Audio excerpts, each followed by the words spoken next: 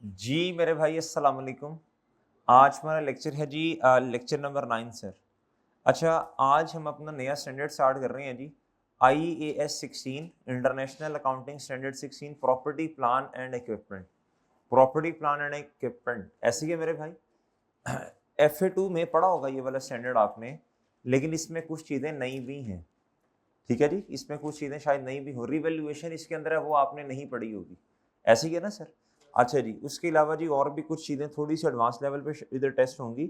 चलें, पहले फिलहाल तो जो है वो बेसिक बेसिक सी बातें करते हैं। बड़ा आसान सा स्टैंडर्ड है जी ये। जी मेरे भाई, नॉन करंट एसेट क्या होता है जी? प्लीज बताएं, नॉन करंट एसेट क्या होता है जी? हमने पढ़ी थी डेफिनेशन, जिससे हमें बेनिफिट मिलना हो सेवरल ईयर्स। ऐसे ही है जी, ऐसे ही है ना, सेवरल ईयर्स।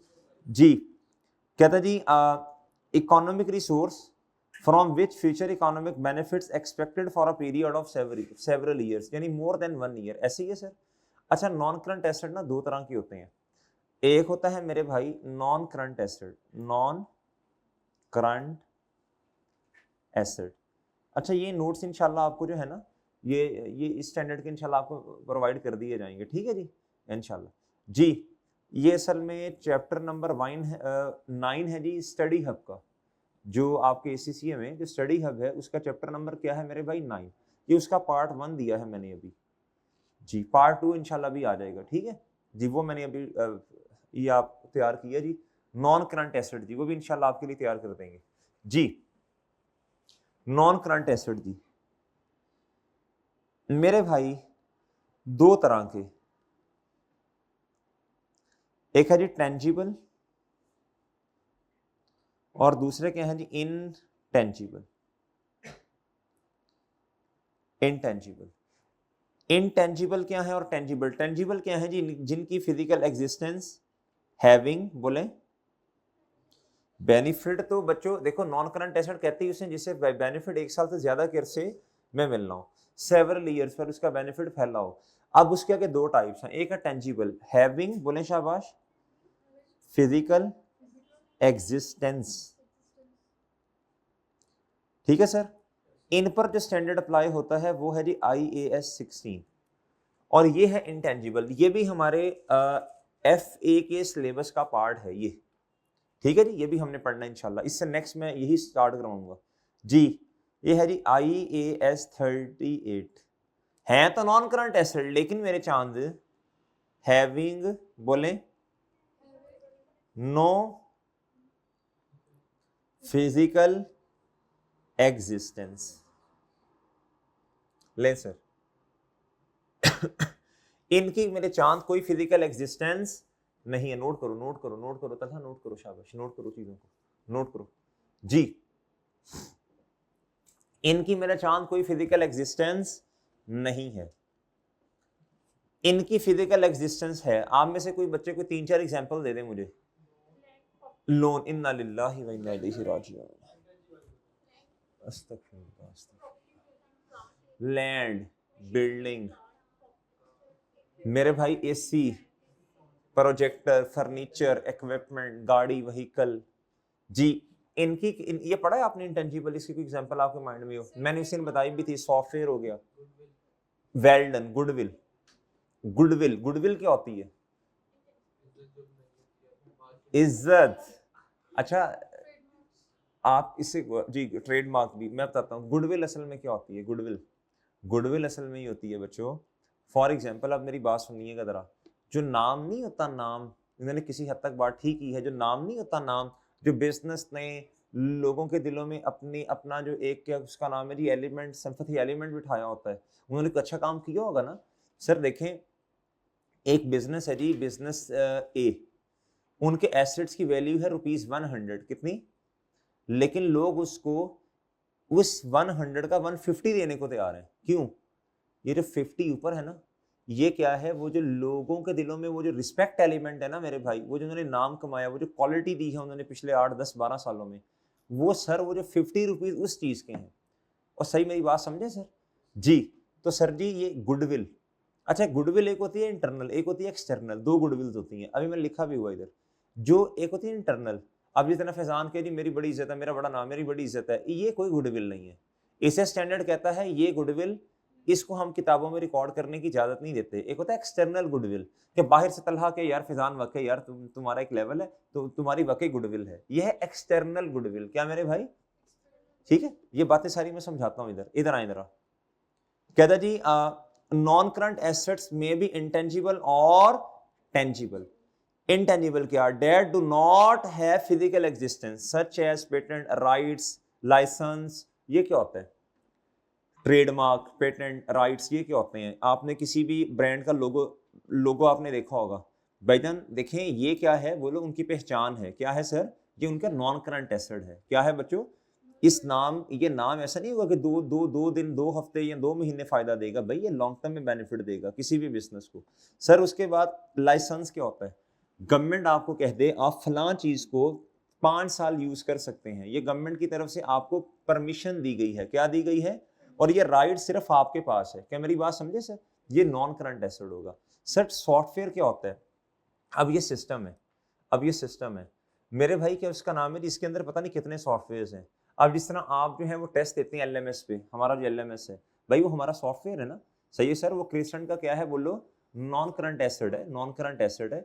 और सर वो इनटेंजिबल है। सॉफ्टवेयर तुम किधर हो, तुम किधर हो, उनकी उसकी कोई फिजिकल एग्जिस्टेंस नहीं। जिस तरह ये प्रोजेक्टर है, इसकी फिजिकल एग्जिस्टेंस है, एसी की है। सॉफ्टवेयर किधर हो सॉफ्टवेयर नहीं, इसके इस तरह नहीं होगा कि भाई एक होता है हार्डवेयर, हार्डवेयर ये शक्ल है एक हार्डवेयर, ये हार्डवेयर, ये इसके अंदर सॉफ्टवेयर कहाँ होगा पता नहीं। क्या मैं सिस्टम को खोल लूं तो अंदर से मिल जाएगा मुझे, नहीं, इसकी फिजिकल एग्जिस्टेंस नहीं है। और बात समझे मेरे भाई जी, लेकिन है नॉन करंट एसेट। और मेरे भाई एंड गुडविल, कहता है एक्सटर्नल गुडविल नॉट इंटरनल, कहता है एक्सटर्नल गुडविल की बात की जा रही है, इंटरनल की नहीं। क्या मेरी बात समझे हैं जी, ये हम डिटेल में इंशाल्लाह दोबारा भी जाकर डिस्कस करेंगे IS 38 में। इससे नेक्स्ट हमने जो स्टैंडर्ड पढ़ना है वो IS 38 ही पढ़ना है। टेंजिबल नॉन करंट एसेट जिनकी फिजिकल एग्जिस्टेंस होती है, ये तो बच्चों आपको पता है, land, building, property, plant and equipment, furniture, ये मेरा ख्याल मुझे बताने की जरूरत नहीं। इन्हें आप प्रॉपर्टी, प्लान एंड इक्विपमेंट भी कहते हैं। Done sir, done sir. Exam tips पे आइएगा जरा। Non current asset are classified property, plant and equipment. अच्छा अब जरा बात गौर से सुनिएगा। कहता जी इनको नॉन करंट एसेट कब कहा जाता है, प्लीज जरा सुन लीजिएगा। कहता अगर, तो पहले ये वाला पॉइंट और लास्ट वाला पॉइंट दोनों हम जरा मिला के पढ़ते हैं। कहता जी एक बिल्डिंग है, वो बिल्डिंग ना एडमिनिस्ट्रेशन पर्पस के लिए इस्तेमाल हो रही है, इंतजामी अमूर के लिए, सही है मेरे भाई, या हेड ऑफिस के लिए इस्तेमाल हो रही है, या सादा बात करूं तो बिजनेस अपने लिए उसको यूज कर रहा है। क्या कर रहा है, बिजनेस अपने लिए उसको यूज कर रहा है, बेचने की नीयत नहीं है, सेल करने की नीयत नहीं है। जिस तरह ये एसी जो है, एसी ये क्रेसन कॉलेज के लिए क्या है बच्चा, नॉन करंट एसेट है ना, इसको अपने इस्तेमाल में लेके आए हम, वही ऐसी है जी। कहता if use in the production और supply of good and services. Production का मतलब क्या, एक प्लांट है, प्लांट से चीजें बन रही हैं। अब ये प्लांट क्या है, नॉन करंट एसेट है। मेरी बात समझे हैं। और फॉर एग्जांपल एक जी गाड़ी है, क्या है, बिजनेस की गाड़ी, वो गाड़ी रखी है जी इंप्लॉयज को लेके आना, छोड़ के आना। अब उससे बिजनेस ने बेचने के लिए नहीं खरीदी, बल्कि क्या है बच्चों, उससे उससे उससे फायदा ले रहा है इस्तेमाल करके। ऐसी है सर, कस्टमर तक डिलीवरी करवाना, कस्टमर तक चीजें पहुंचाने के लिए वो गाड़ी इस्तेमाल हो रही है। क्या मेरी बात समझी है जी। तो ये क्या हो गया, अगर ये शर्तें पाई जाती हैं तो ये नॉन करंट एसेट है। अगर एडमिन पर्पस है या हेड ऑफिस के लिए कोई चीज इस्तेमाल हो रही है तो ये क्या है बच्चों, non current asset, property, plant and equipment. आगे बच्चों, अगर कोई भी आपने ऐसी चीज ली है मेरे भाई जो नॉन करंट एसेट है और उसकी नीयत है रेंटल कमाना, क्या कमाना, तो वो क्या है मेरे भाई, नॉन करंट एसेट है। क्या है सर, एक्सेप्ट कोई भी ऐसी चीज, जो कि मिसाल दे रहा हूं ना, कोई भी ऐसी चीज प्रॉपर्टी, प्लान एंड इक्विपमेंट जो आपने इस नीयत से ली है कि उससे रेंटल्स कमाएंगे। क्या करेंगे मेरे भाई, रेंटल्स अर्न करेंगे, रेंटल्स कमाएंगे। तो मेरे भाई वो क्या है, प्रॉपर्टी, प्लान एंड, उसके लिए ये वाला स्टैंडर्ड अप्लाई होगा, प्रॉपर्टी, प्लान एंड इक्विपमेंट। ठीक है जी।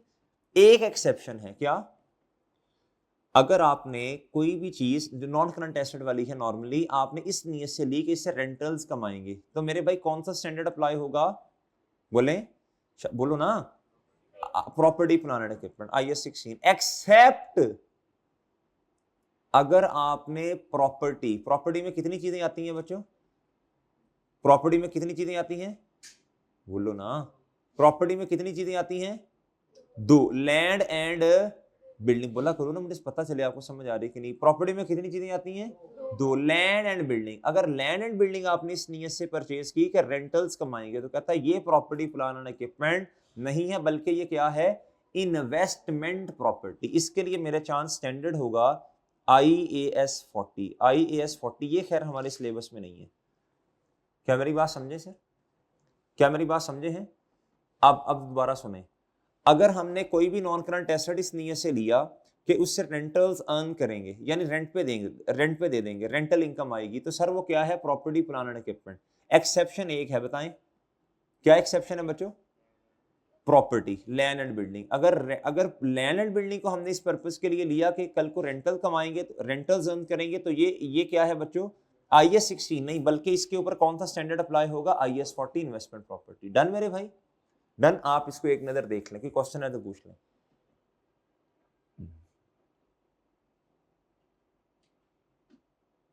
नोट्स इंशाल्लाह कल जो है ना वो आपको इंशाल्लाह दे दिए जाएंगे। ओके, अब मुझे कैसे पता चलेगा आपको समझ आई है कि नहीं आई? ये एग्जांपल नंबर 1 देखें जरा। एग्जांपल नंबर 1 देखें मेरे चांद। कहता जी compute the following table, sorry complete the following table stating the items listed below can be recognised as PP. कहता बताएं ये पीपी है या नहीं, and reason if they can not be recognised as PP. Okay मेरे भाई, चलें जरा बताते जाएं जरा। आंखें बंद करें, आंखें बंद करें, आंखें बंद कर लो, आंखें बंद करो। चलो बताओ, शाबाश। Small tools and spare parts, बताएं। Small tools and spare parts, ये पीपी है? ये तो इमटेरियल है। क्या है ये पढ़ा था ना हमने, ये इमटेरियल चीजें, ये पीपी नहीं होता जी। ये नॉन करंट एसेट ही नहीं है। Standby generator expected to be use 7 साल, ये यस यस, मैं टिक लगाता जा रहा हूं। Office building, yes yes. Trademark है, हाँ जी, इंटेंजिबल नॉन करंट एसेट। ये नहीं है बच्चों, ये टेंजिबल नहीं है, ये पीपी नहीं है बच्चे, है नॉन करंट। देखें मैं ये पूछ रहा हूं, क्या, मैं ये नहीं पूछ रहा कि ये नॉन करंट एसेट है कि नहीं, मैं ये तो पूछ ही नहीं रहा। मैं कह रहा हूं बताएं कि ये क्या पीपी है? Property plant and equipment. ये पीपी, ये नॉन करंट एसेट है। मैंने कब का नहीं है ट्रेडमार्क, मैंने कब का है? लेकिन ये IAS 38 इनटेंजिबल एसेट है, जो इंशाल्लाह अगला स्टैंडर्ड हमने पढ़ना है कुछ 4-5 दिनों तक। सही है मेरे भाई? आगे एन ऑफिस प्रिंटर, ये नॉन करंट एसेट है अगर मटेरियल है तो। अगर इमटेरियल है तो फिर नहीं। ए plot of land held for resale, यार ये तो बेचने की नीयत से है ना, ये तो इन्वेंटरी होगा। क्या है? Inventory. A factory building including building and machinery, yes है। A bus for pick and drop of staff members है। A generator given to another entity on rent, rent वाली चीज नहीं होती ना पीपी, नहीं होती ना, नहीं होती ना, है? वेल डन, शाबाश, होती है मेरे भाई, होती है। भाईजान अभी आप शेयर्स की थी लैंड और बिल्डिंग, प्रॉपर्टी के अलावा अगर कोई चीज रेंट पे ली तो वो पीपी ही है। सिर्फ एक एक्सेप्शन है लैंड एंड बिल्डिंग की। क्या था? A land and building given to another entity on rent, ये नहीं है, ये है, ओहो, ये है और ये नहीं है, ये तो इन्वेस्टमेंट प्रॉपर्टी है। डन। अब जरा आंखें खोल लें, ये देखो जरा, देखें जरा, वही बातें नहीं जिसपे मैंने टिक लगाया उन्हीं पे इधर टिक टिक टिक लगा होगा, देख लें। डन सर, डन सर जी। ओके, अच्छा अब इधर आए, जरा ये जरा पढ़िएगा, ये जरा पढ़िएगा, ये जरा इंपॉर्टेंट बात लिखी है। Distinguish non current asset from current asset. बच्चों हमें कैसे पता चलेगा ये नॉन करंट एसेट है कि करंट एसेट है? ये जरा 1-2 दफा पढ़ना है। कहता नॉन करंट एसेट की नेचर क्या होती है? Long term, are not acquired for resale, ये तो फिर इन्वेंट्री बन गया ना अगर रीसेल है तो। कुड बी टेंजिबल और इनटेंजिबल, यस ये भी हमें पता, भी हम पढ़ के आए सारी बातें। Are used to generate income directly और indirectly from the business. Directly और इनडायरेक्टली का मतलब कोई एग्जांपल से समझा सकते हैं मुझे? नॉन करंट एसेट कैसे डायरेक्ट इनकम हमें जनरेट करके देंगे या इनडायरेक्ट कैसे जनरेट करके देंगे? कोई एग्जांपल दे सकता है? वेल डन यार, शाबाश, गुड मेरे भाई।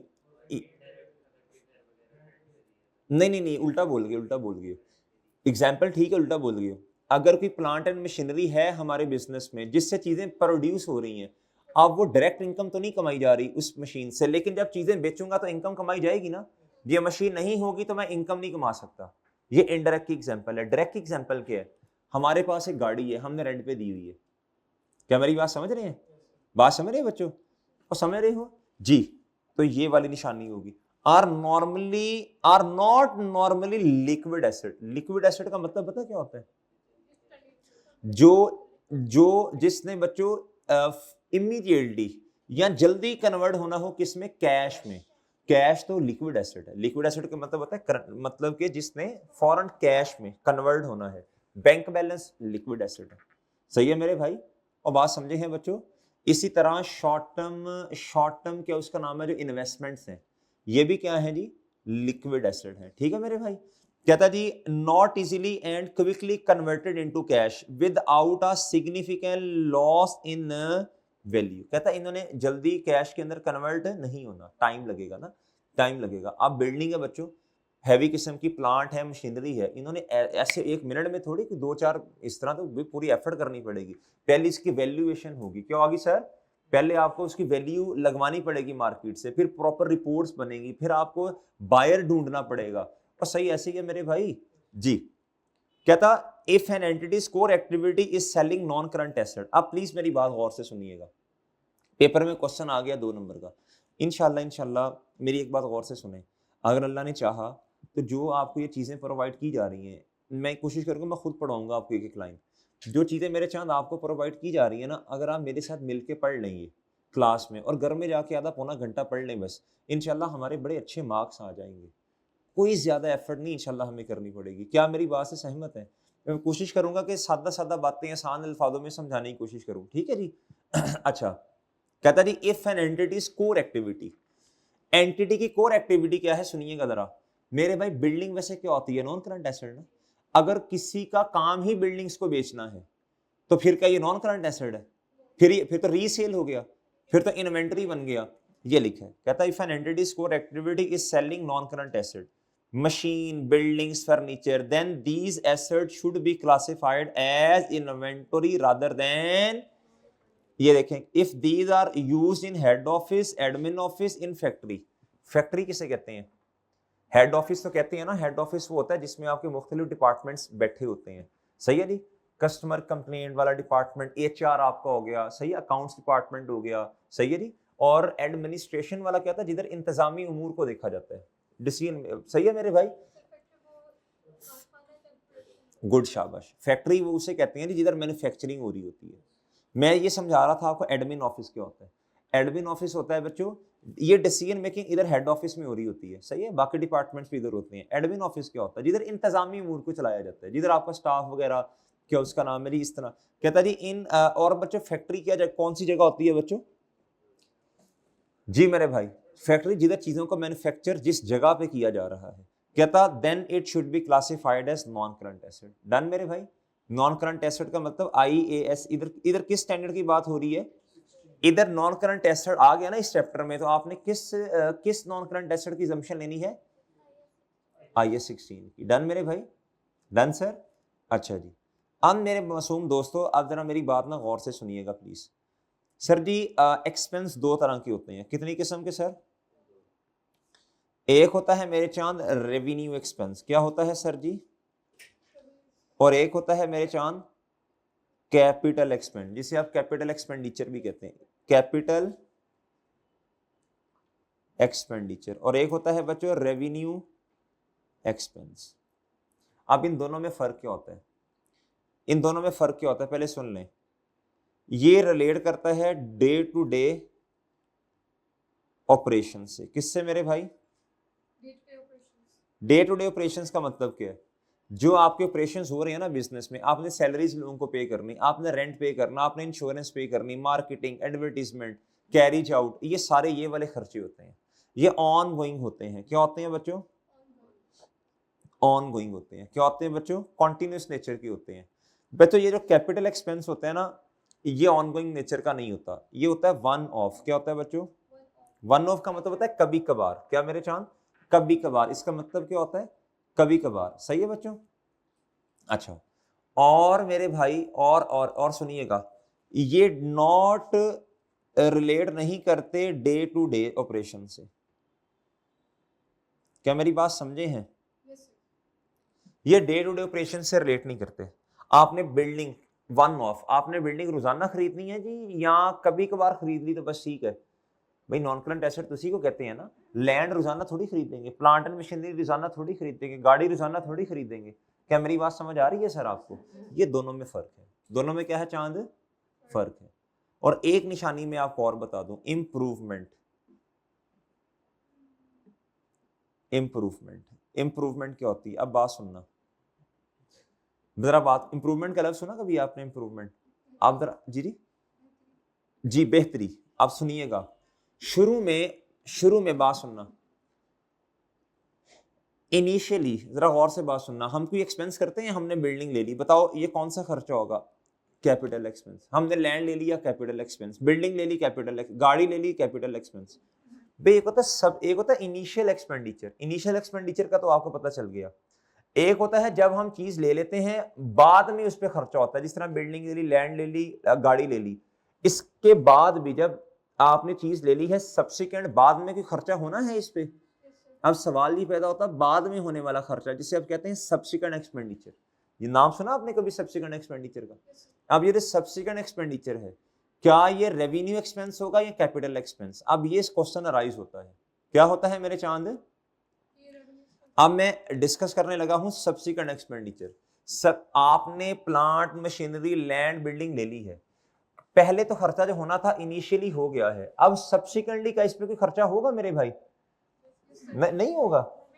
होगा ना, रिपेयर मेंटेनेंस मेरे भाई। बिल्डिंग है ये, इसको क्या उसका नाम है जी, ये थोड़ा सा पेंट करवा दिया, ये फर्नीचर है इसको पेंट करवा दिया, ये सीट्स खराब हो गई हैं वो लगवा दी, ये फर्नीचर पे कलर करवा दिया, सही है बच्चे, पॉलिश सॉरी करवा दिया, ये सारे रिपेयर मेंटेनेंस के खर्चे हैं।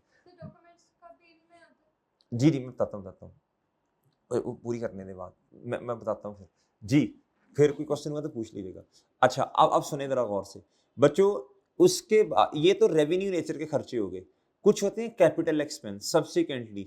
अगर आपने कोई एसेट को खरीदने के बाद एक्सपेंस कर दिया और वो एक्सपेंस ऐसा था जिसकी वजह से बेहतरी हुई, क्या हुई? बेहतरी क्या हुई? 3 लफ्ज इस्तेमाल होते हैं बेहतरी के लिए। कितने लफ्ज बच्चों? इंप्रूवमेंट में 3 चीजें आती हैं। पहली चीज, दूसरी चीज, तीसरी चीज। Increase estimated useful life. क्या बच्चों? अगर कोई ऐसा खर्चा कर दिया, एक्सपेंस कर दिया जिसकी वजह से एसेट की लाइफ इंक्रीज हो गई, पहले थी 5 इयर्स, अब आपने कह दिया नहीं इसकी वजह से अब 10 इयर्स हो गई है। अब इस एक्सपेंस की, फॉर एग्जांपल प्लांट है, प्लांट के अंदर कोई आपने ऐसा पार्ट या इंजन ऐसा फिट कर दिया नई कैपेसिटी का जिसकी वजह से अब ना प्लांट ने 3 साल के बजाय 6 साल इस्तेमाल होना है, अब लाइफ इंक्रीज हुई। दिस इज कैपिटल एक्सपेंस, ये इंप्रूवमेंट है। क्या है मेरे चांद? अगली बात, इंक्रीज एफिशिएंसी। क्या बच्चों? Increase efficiency. क्या बच्चों? एफिशिएंसी का मतलब होता है एफिशिएंट हो गया। हम कहते हैं ना भाई माशाल्लाह बड़े एफिशिएंट हो गए हो, पहले जो काम तुम 15 मिनट में करते थे अब तुम 10 मिनट में करने लगे हो। हमने कोई ऐसा एक्सपेंस कर दिया जिसकी वजह से एसेट क्या हो गया? एफिशिएंट हो गया। क्या हो गया बच्चों? ठीक है, टाइम की सेविंग होने लग पड़ी। पहले 1 मिनट बनता था 5 मिनट में, अब कितने में बन रहा है? 3 मिनट में, 2 मिनट में। दूसरी बात, इंक्रीज कैपेसिटी। क्या बच्चों? फॉर एग्जांपल इधर देखें, मैं एग्जांपल देता हूं आपको। कैपेसिटी का मतलब मेरी जगह का बढ़ जाना। इधर देखें, ये बच्चों क्या उसका कैपेसिटी का बढ़ जाना। ये मैं कहता हूं जी इस रूम में 100 बच्चे, 150 बच्चे आ सकते हैं। कितने बच्चों? 150। लेकिन अगर बच्चे ज्यादा हो गए हैं, स्टूडेंट ज्यादा, तो हम ये दीवार को क्या करें बच्चों? ये दीवार गिरा के इस रूम को बड़ा कर दें। अब ये जो खर्चा हुआ, अब 150 से 200 बच्चे इस रूम में आ सकते हैं। ये जो मैंने एक्सपेंस किया, ये जो हमने एक्सपेंस किया बच्चों, बताओ ये कैपिटल एक्सपेंस है या रेवेन्यू? कैपिटल। क्यों? इससे कैपेसिटी इंक्रीज हुई है। इससे क्या हुआ बच्चों? कैपेसिटी इंक्रीज हुई। अगर बच्चों बच्चे उतने ही हैं, लेकिन मेरे भाई क्या उसका नाम है जी, ये क्या उसका नाम है, हल्का फुल्का ये थोड़ा सा मसला आ रहा था, ये हल्का सा इधर पेंट कर दिया, डेकोरेट हल्का सा कर दिया, ये खर्चा कौन सा है? रेवेन्यू। इससे इंप्रूवमेंट नहीं है। जब भी इंप्रूवमेंट आएगी, कोई ऐसा एक्सपेंस किया तो बच्चों आप उसे क्या कहेंगे? बोलो शाबाश, आप उसे कैपिटल एक्सपेंस कहेंगे। क्या कहेंगे मेरे चांद? क्या ये बात समझ आती है आपको? एक और एग्जांपल दे देता हूँ, डेवो बस नाम सुना होगा आपने। सर ये कहते हैं जी हमारे, क्या उसका नाम है जी, हम एक बस में पैसेंजर्स 45 जो है ना वो इसमें बैठ सकते हैं। इन्होंने कहा यार हमारी एक और बस है, उससे सीट्स 10 उतारते हैं और इसे, क्या उसका नाम है जी, 10 सीट्स इसके अंदर इंस्टॉल कर देते हैं। कितनी मेरे भाई? अब इस बस की कैपेसिटी क्या हो गई है मेरे भाई? इंक्रीज हो गई है। बताएं ये जो एक्सपेंस किया, ये जितने भी अमाउंट का है, बताएं ये रेवेन्यू है या कैपिटल है? अमाउंट को कभी नहीं देखना, नेचर को देखना है। किसे देखना है? क्या मेरी बात समझे? क्या बात समझे हैं? क्या मेरी बात समझ आती है सर? एक ऐसा खर्चा सुनिएगा, एसेट जब इस्तेमाल होता है ना, तो इस्तेमाल की वजह से उसका लेवल नीचे आ जाता है। फॉर एग्जांपल आप अपनी गाड़ी या अपनी बाइक की एग्जांपल ले लें, जब आप इसे चलाते हैं तो बच्चों थोड़ी देर के बाद इसका लेवल नीचे आता है ना, आपको ट्यूनिंग करवानी पड़ती है, रिपेयर मेंटेनेंस करवानी पड़ती है, फ्यूल उसमें डलवाना पड़ता है। सर ऐसा है ना?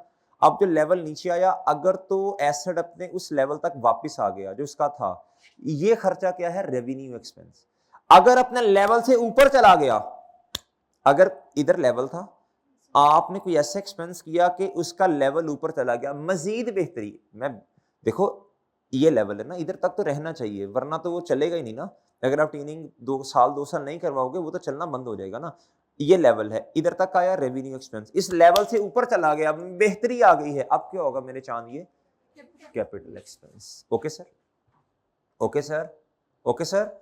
अब मेरी बात सुनिएगा जरा, ये 3 चीजें हैं, अगर आप ये याद रख लेंगे इंशाल्लाह मस्ता नहीं होगा। अब मुझे बताएं, मुझे इसकी एंट्री बतानी है आपने, शाबाश। इसकी एंट्री बताएं, क्या एंट्री होगी बच्चों? रेवेन्यू एक्सपेंस की एंट्री क्या होगी और कैपिटल एक्सपेंस की क्या एंट्री होगी? जी बताएं जी, रेवेन्यू एक्सपेंस की एंट्री क्या होगी? नॉर्मल एक्सपेंस, जो भी एक्सपेंस होगा आप इसे कहेंगे रिपेयर मेंटेनेंस कह लें या जो भी कह लें, रिपेयर एक्सपेंस डेबिट। और क्रेडिट क्या होगा बच्चों? और क्रेडिट कैश या बैंक बैलेंस या जो भी आपने पेएबल लिखना है। डन बच्चों? इंप्रूवमेंट बताएं, ये तो एसेट की कॉस्ट में ऐड नहीं होगा, क्या ख्याल है? इस आज मैंने आपको हिंट दिया है इसका, जस्ट फिर हमने इसकी एग्जांपल्स भी करनी है अच्छी वाली, तो इसकी 3-4 एग्जांपल अच्छी करेंगे, ये इंपॉर्टेंट है। ठीक है मेरे भाई जी? बताएं बच्चों इसकी इसकी एंट्री क्या होगी? फॉर एग्जांपल बिल्डिंग कर लो, बिल्डिंग, या इस तरह ना कर लो, प्रॉपर्टी प्लान एंड इक्विपमेंट, क्या ख्याल है? क्या कहते हैं आप? कोई भी एसेट हो सकता है ना, प्रॉपर्टी प्लांट एंड इक्विपमेंट, ये क्या हो जाएगा बोलें? डेबिट। ये क्या हो जाएगा बच्चों? डेबिट। जी, property plant and equipment debit. और कैश क्या होगा बच्चों? या बैंक? चले शाबाश, ये तो जरा आप करें ना नोट, नोट करना है बच्चों, प्लीज नोट करना है। अगर आप ये साथ साथ समरीज बनाते जाएंगे ना, फिर आपको बड़ी बड़ी लाइंस पढ़ने की जरूरत मेरे चांद नहीं होगी। ये शाबाश नोट करो। अभी मैं दोबारा आऊंगा इनिशियल एक्सपेंडिचर पे, सब्सिक्वेंट पे हम अभी आते हैं इंशाल्लाह। एक दफा ये जरा कर लो, नोट कर लो साहब। जी जी बिल्कुल वैल्यू बढ़ेगी भाई, इसीलिए तो हम उसे कैपिटल एक्सपेंस कह रहे हैं, इसीलिए तो इंप्रूवमेंट कह रहे हैं चांद। इंप्रूवमेंट 3 चीजों की वजह से होती है, याद रखना। एफिशिएंसी इंक्रीज हो गई, साथ उर्दू में हल्का हल्का लिखते भी जाओ। एफिशिएंसी क्या मतलब है जी? यूनिट्स पहले 5 मिनट में बनता था, अब 3 मिनट में बन रहा है, एफिशिएंट हो गया एसेट।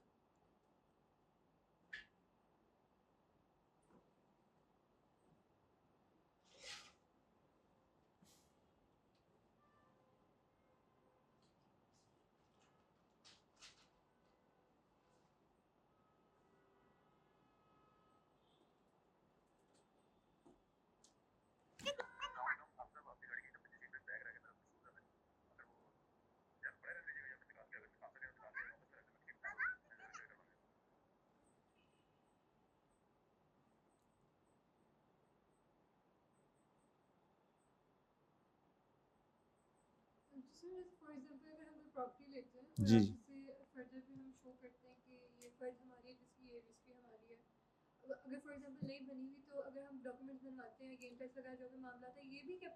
जी जी आएंगे, अभी मैं पढ़वाता हूँ सारा इंशाल्लाह आपको, अभी सब पढ़वाता हूँ मैं आपको, एक एक चीज इंशाल्लाह बताता हूँ कौन कौन सी चीजें एसेट की कॉस्ट में ऐड होंगी। अभी आ रहा है बस, अभी आ रहा है, बस 2 मिनट दें।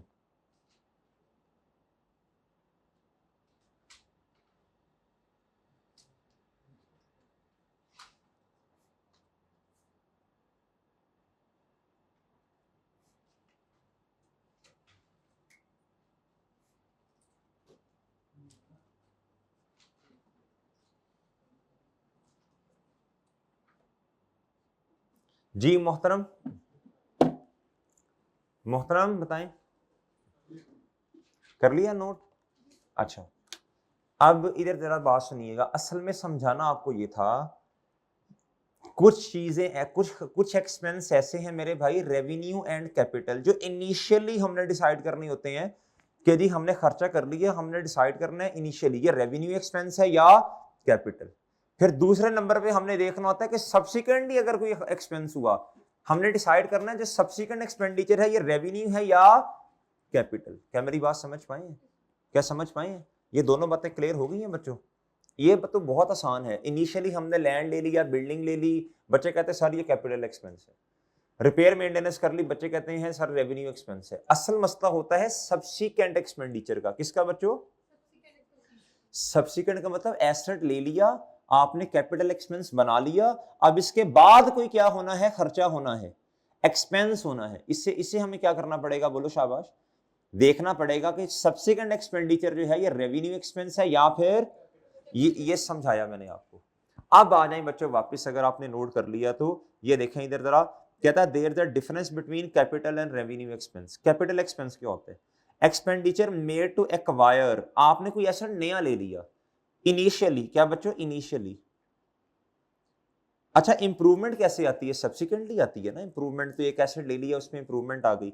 Improve long term asset that are used by business, it should be added into the cost of the asset, की कॉस्ट में ऐड कर देना, जो अभी हमने एंट्री की। रेवेन्यू एक्सपेंस क्या होता है? Expenditure on day to day operating expense, for example repair and maintenance या insurance expense, it should be recorded as an expense in profit और लॉस। जैसे इसको हमने रिकॉर्ड किया, ये प्रॉफिट और लॉस में जाएगा ना रिपेयर एक्सपेंस। ऐसे ही है बच्चों? ऐसे ही है सर? वो ऐसे ही है। अच्छा जी, कहता जी rather than to add into the purchase price of the cost. अब बहुत तवज्जो से मेरी बात सुन लेनी है आपने। अब जरा वापस आ जाएं, एज्यूम करें जी हमने ये कॉन्सेप्ट क्लियर हो गया बच्चों सब्सिक्वेंट एक्सपेंडिचर का, कि बाद में जो हमने खर्चा किया वो रेवेन्यू है या कैपिटल है, या इनिशियली हमने खर्चा किया वो रेवेन्यू है या कैपिटल है। अब हम डिस्कस करने लगे हैं, हमने एक एसेट ले लिया, उस एसेट की कॉस्ट में क्या क्या चीजें ऐड होती हैं और किन चीजों को हमने इग्नोर करना है। अब ये डिसीजन करने लगे हैं, ये डिसाइड करने लगे हैं, ये पढ़ने लगे हैं। क्या मेरी बात समझ आई? क्या पढ़ने लगे हैं बताएं? एसेट की कॉस्ट में कौन कौन सी चीजों ने क्या होना है? ऐड होना है। ये कोशिश की गई है कि कंप्रीहेंसिव लिस्ट बने। क्या बने? कि कोई भी चीज आ जाए तो हमने अल्हम्दुलिल्लाह पढ़ी हो, हमें पता हो। अब आ जाए मेरे चांद इधर, ये 3-4 बुक्स है, ACCA, CA, उसके बाद बच्चों स्टडी हब आपका ACCA का, ठीक है जी, कैप्लन की किताबें, ये सारे उनसे जितने मैक्सिमम मुझे मिल सके वो मैंने लिखने की इधर कोशिश की है। आ जाए बच्चों इधर, कहता initially asset should be recorded at cost. ठीक है, एक आम आदमी जो होता है ना, जो लेमैन, मैंगो मैन जिसे आप कहते हैं, आम आदमी, वैसे भी मैंगो का सीजन है मेरे मासूम दोस्तों, वो कहता है मैंने एसेट खरीदा है, परचेज किया इतने का, ये उसकी कॉस्ट है। दिस इज नॉट करेक्ट, ये सही एसेट की कॉस्ट में और भी बहुत सारी चीजें ऐड होती हैं। कहता following items that should include, exclude मैंने क्यों लिखा बाद में बताता हूं, इसको फिलहाल इग्नोर कर दो। यानी कुछ चीजों को हमने इग्नोर करना, कुछ को इंक्लूड करना। इधर आए, इनिशियल इनवॉइस वैल्यू। क्या मेरे भाई?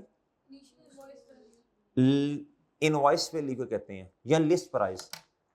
चीज मैंने परचेज की, उस पर जो कोट किया है ना रेट, उसको क्या कहते हैं मेरे भाई? List price. उसमें से डिस्काउंट, रिबेट्स एंड सब्सिडी को क्या करना होता है हमने? माइनस। अब बच्चों डिस्काउंट का तो हमें पता है, 100 की चीज है, 10 रुपए का डिस्काउंट मिल गया। मेरे भाई अब जरा फोकस से बात सुननी है, ये रिबेट्स या सब्सिडी क्या होती है? सब्सिडी होती है बच्चों, गवर्नमेंट हमें क्या करती है? सब्सिडी प्रोवाइड करती है, ग्रांट देती है। क्या देती है जी? कि जी 100 की चीज है, 5 रुपए हमारी तरफ से, हम उसे एसेट की कॉस्ट में ऐड नहीं करते। रिबेट्स भी सब्सिडी की तरह की ही एक चीज है, इनका ट्रीटमेंट डिस्काउंट की तरह का है। क्या मेरी बात समझे हैं सर आप? क्या आपको ये बात समझ आई सर? आगे बच्चों एक छोटी सी बात आपको मैं बताने लगा हूं, टैक्सेस। क्या बच्चों? टैक्स बच्चों 2 तरह के होते हैं, बताएं जरा, आपको पता होगा, बताएं जरा। एक होते हैं नॉन रिफंडेबल, और कुछ होते हैं बच्चों रिफंडेबल। क्या बच्चों? रिफंडेबल। सर अगर तो नॉन रिफंडेबल का मतलब है जी आपने टैक्स पे कर दिया, अब ये नॉन रिफंड या एडजस्ट नहीं होना, शुड बी क्या होना चाहिए, ऐड होना चाहिए कॉस्ट में या नहीं, added into the cost of an बोले एसेट। ये एसेट की कॉस्ट में क्या होगा बच्चों, ऐड होगा। और कुछ होते हैं रिफंडेबल या फिर एडजस्टेबल या फिर क्या बच्चों, बताएं इनका क्या करना है बताएं, should not B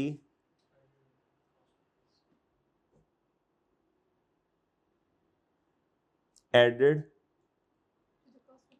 into the cost of an asset. क्या मेरी बात समझे? अच्छा सर, अब जो टैक्स है ना इसके लिए कई लफ्ज इस्तेमाल किए जाते हैं। इसके लिए आप सेल टैक्स भी आप इसे कह लें, आप इसे इनकम टैक्स कह लें, आप इसे एफईडी फेडरल एक्साइज ड्यूटी कह लें, वैट का नाम सुना, value addition tax, value addition tax कह लें, आप इसे बच्चों कस्टम ड्यूटी कह लें। सही है बच्चों, जोन सा ड्यूटी का मतलब टैक्स होता है। कोई भी नाम लिखा, अगर तो लफ्ज लिखा है बच्चों नॉन रिफंडेबल, एसेट की कॉस्ट में ऐड होंगे। अगर लफ्ज लिखा अगर लफ्ज लिखा नॉन रिफंडेबल, एसेट की कॉस्ट में ऐड होंगे। और अगर लफ्ज लिखा है रिफंडेबल, कभी भी एसेट की कॉस्ट में ऐड। अब बच्चों एक बात सुन लें, जो असल में मसला है, इफ क्वेश्चन इज साइलेंट, नहीं बताया रिफंडेबल है या नॉन रिफंडेबल, फिर क्या करेंगे? क्वेश्चन साइलेंट, नहीं बताया रिफंडेबल है टैक्स या ड्यूटी या नॉन रिफंडेबल, क्या समझेंगे? वेल डन, शाबाश। Always assume that tax is, बोले शाबाश, non refundable. Okay sir, okay sir, please note करें। शाबाश शाबाश, नोट करें। आप जितनी अच्छी नोटिंग करेंगे रिवीजन उतनी आसानी से होती जाएगी, आपकी मसला ही नहीं होगा इंशाल्लाह आपकी। सर आप मेरी बातों को समझ नहीं रहे, मेरा ख्याल है सर समझ रहे हैं, क्यों मुश्किल तो नहीं हो रही समझने में? अब देखो ना, समरी आप पढ़ लेंगे घर जाके, जल्दी जल्दी जो आपने इतना टाइम लगाना समरीज पढ़ते जाएंगे, इंशाल्लाह आपको चीजें क्या होती जाएंगी बच्चों, याद रहेंगी।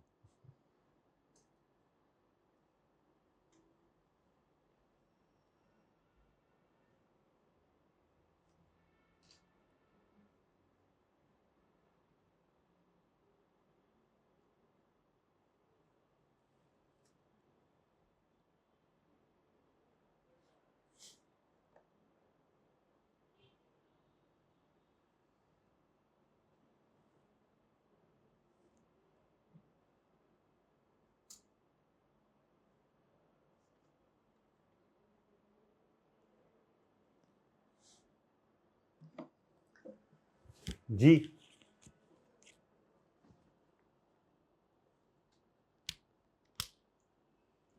ठीक है सर,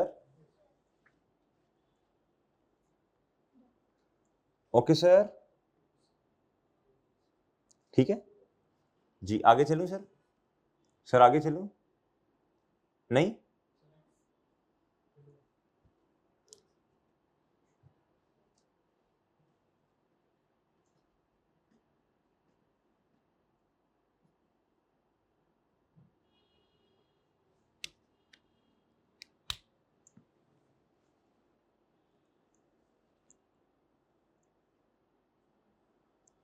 चल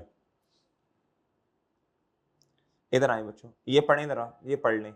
non refundable income tax, sale tax, non refundable import excise custom, जो मर्जी लिखा हो, वैट शेड, जो ड्यूटी का मतलब टैक्स होता है, ये बच्चों बताओ इंक्लूड होंगे?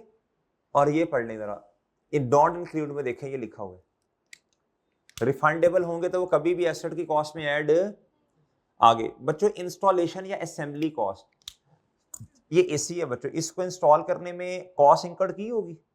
सर असेंबली और इंस्टॉलेशन एक ही चीज का नाम है, प्लांट हम लेके आए उसको इंस्टॉल करना है ना बच्चों।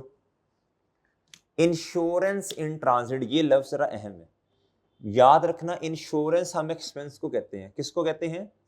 बट बच्चों इंश्योरेंस इन ट्रांजिट का मतलब है जी वो रस्ते की इंश्योरेंस, फॉर एग्जाम्पल जी हम कराची से लाहौर चीजें मंगवा रहे हैं, ठीक है सर। अब मेरे भाई वो कराची से लेके लाहौर चीज की इंश्योरेंस नहीं, इंश्योरेंस एक्सपेंस है, चाहे बिजनेस अपने इंप्लॉयज की करवाए, बिल्डिंग की करवाए, गाड़ी की करवाए, always treated as a revenue expense. ये इंश्योरेंस किस चीज की है जी? इन ट्रांजिट का मतलब रस्ते की इंश्योरेंस, एक जगह से दूसरी जगह चीज को पहुंचाना। अल्लाह ना करेगा रस्ते में कोई मसला हो गया, कि मिसहैप हो गया, तो उस रस्ते की इंश्योरेंस को एसेट की कॉस्ट में क्या करेंगे? ऐड करेंगे। ये पॉइंट नया आया शायद आपके लिए जी। इधर देखें, नीचे आ जाए, कहता नीचे एग्जाम टिप में आना मेरे भाई, कहता insurance in transit is a capital expense added into the cost of an asset, while if word insurance is written in the सवाल then it is treated as insurance लफ्ज लिखा रेवेन्यू एक्सपेंस, अगर insurance in transit लिखा तो वो sir.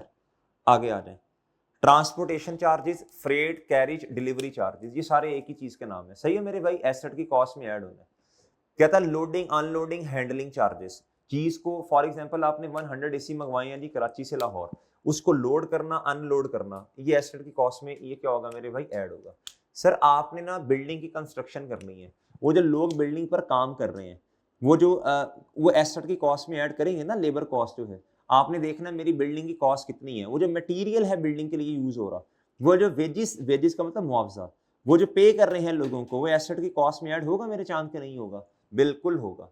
Side preparation cost, material, labour, overhead. अब मेरी बात सुनिएगा, साइड प्रेपरेशन कॉस्ट का मतलब क्या है? साइड, हम इस जगह को बना रहे हैं, इस जगह को, ये रूम हम कंस्ट्रक्ट कर रहे हैं, क्या कर रहे हैं बच्चों? इधर मटेरियल यूज होगा, एसेट की कॉस्ट में ऐड करें। अभी जो मैं बता के आया, वो लेबर जो है उसको जो अमाउंट पे करनी, एसेट की कॉस्ट में ऐड करें। ओवरहेड्स कभी भी एसेट की कॉस्ट में ऐड नहीं होते, लेकिन ओवरहेड का मतलब होता है इनडायरेक्ट एक्सपेंस। आपने पढ़ा होगा, आपने एम ए वन और नहीं M1 और M2 पढ़ी हुई है, ऐसी है ना?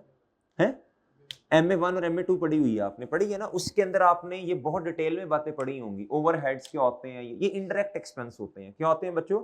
ये हमेशा रेवेन्यू एक्सपेंस के तौर पे अकाउंटिंग में, फाइनेंशियल अकाउंटिंग में ट्रीट होते हैं हमेशा। लेकिन अगर मैं आपसे कहूं ये जगह बन रही है, इस जगह का रेंट जो है सिर्फ सिर्फ सिर्फ इस जगह का, बाकी मुझे कोई कंसर्न नहीं है, ये जो रेंट मैंने पे किया, ये बिल्डिंग को बनाने के लिए पे किया ना बच्चों, एसेट की कॉस्ट में क्या होगा? ऐड होगा।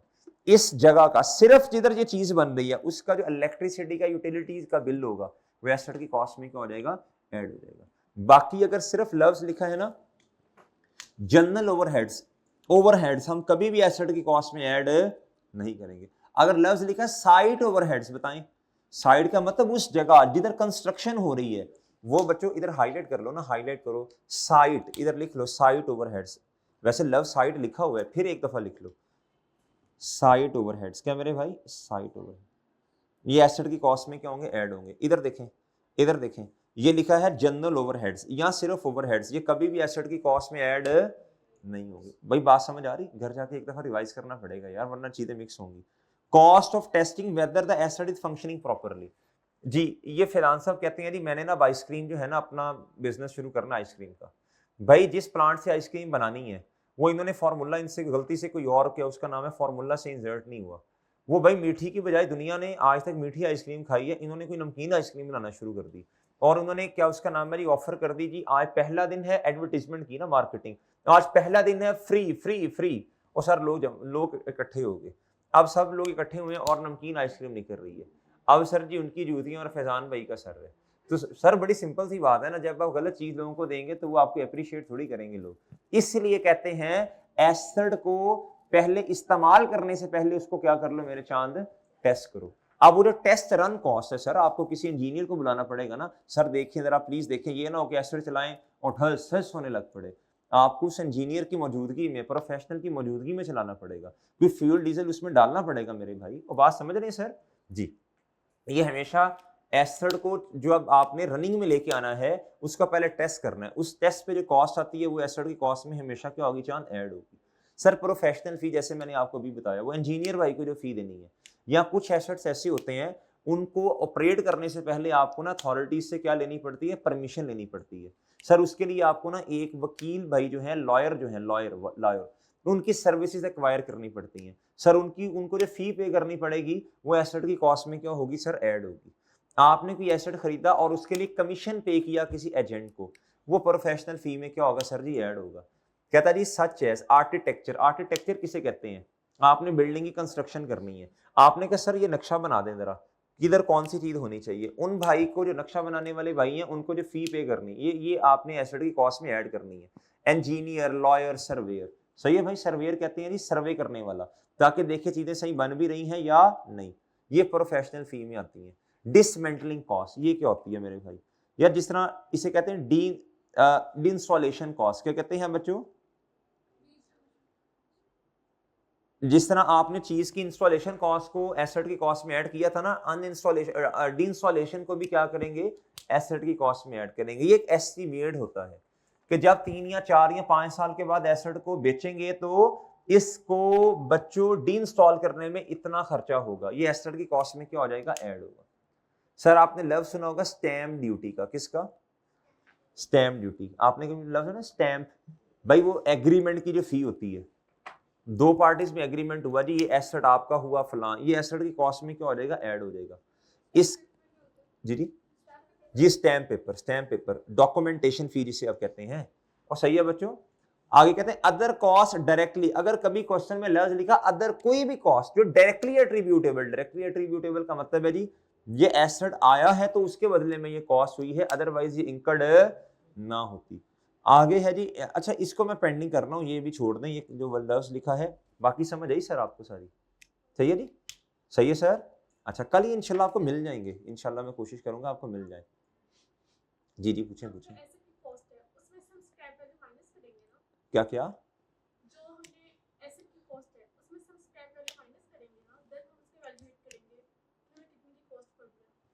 इन्होंने अभी जो क्वेश्चन पूछा ना वो मैंने आगे जाके बताना है, अब रेजिडुअल वैल्यू की बात कर रहे हैं, वो जब डेप्रिसिएशन पढ़ाऊंगा उसमें इंशाल्लाह आ जाएगा, ठीक है, अभी नहीं, अभी वो नहीं, वो कुछ और होता है, वो भी मैंने नोट लिखा हुआ है, वैसे वो नोट लिखा हुआ है। कहता इधर देखें डू नॉट इंक्लूड, आपका क्वेश्चन मुझे समझ आ गया, मुझे याद रहेगा इंशाल्लाह, रेलिवेंट जगह पे जाके जवाब दूंगा। कहता ये तो मैंने बता दिया ये ऐड नहीं होते, नॉट डायरेक्टली एट्रीब्यूटेबल का लफ्ज लिखा, कभी भी एसेट की कॉस्ट में ऐड नहीं होंगे। इंश्योरेंस कॉस्ट, वारंटी, जिस तरह मैंने बताया था इंश्योरेंस कभी भी एसेट की कॉस्ट में ऐड नहीं होता। हाँ इंश्योरेंस कौन से वाली ऐड होगी, इन ट्रांजिट। ऑपरेशनल लॉसेस, भाई ऑपरेशनल लॉसेस का मतलब क्या है जी, वेस्टेज, क्या जी, वेस्टेज, कभी भी कुछ चीजें जाया हो गई, एबनॉर्मल लॉस हो गया, इसका मतलब क्या होता है जी, चीज को बनाते हुए कोई नुकसान हो गया जी। आप इधर देखें, प्लांट को मैन्युफैक्चर किया जा रहा था, जिस फैक्ट्री में प्लांट को मैन्युफैक्चर किया जा रहा था उधर एक ट्रक आया, क्या आया, चीजों को अनलोड करने के लिए, और सर उस प्लांट के अंदर टकरा गया, अब नुकसान हुआ ना। इस तरह के खर्चे को कभी भी एसेट की कॉस्ट में ऐड नहीं करेंगे, सही है जी, ये रेवेन्यू एक्सपेंस होगा। दूसरा मेरे भाई आप बिल्डिंग की कंस्ट्रक्शन कर रहे थे, बाहर ना सीमेंट की बोरियां पड़ी थी 20-20, वो 3-4 कोई उठा के ले गया, ये लॉस है ना, वेस्टेज है, ये कभी भी एसेट की कॉस्ट में ऐड मेरे चांद नहीं होना। जनरल ओवरहेड्स, एडमिन एक्सपेंस, ये तो आपको खैर पहले ही पता है।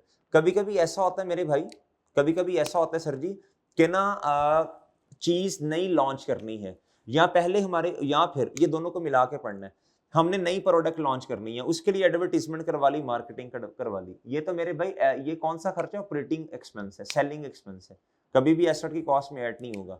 ओपनिंग अ न्यू फैसिलिटी, मेरे भाई क्या उसका नाम है जी, ये दोनों को मिला के नई आपने फैसिलिटी ओपन कर ली, मॉडल टाउन से आप गुलबर्ग में चले गए, डिफेंस में चले गए, या नई प्रोडक्ट लॉन्च कर ली, उस पर जो खर्चा हुआ उसको कभी भी एसेट की कॉस्ट में ऐड, ये मार्केटिंग एडवर्टीजमेंट के खर्चे होते हैं, सही है मेरे भाई।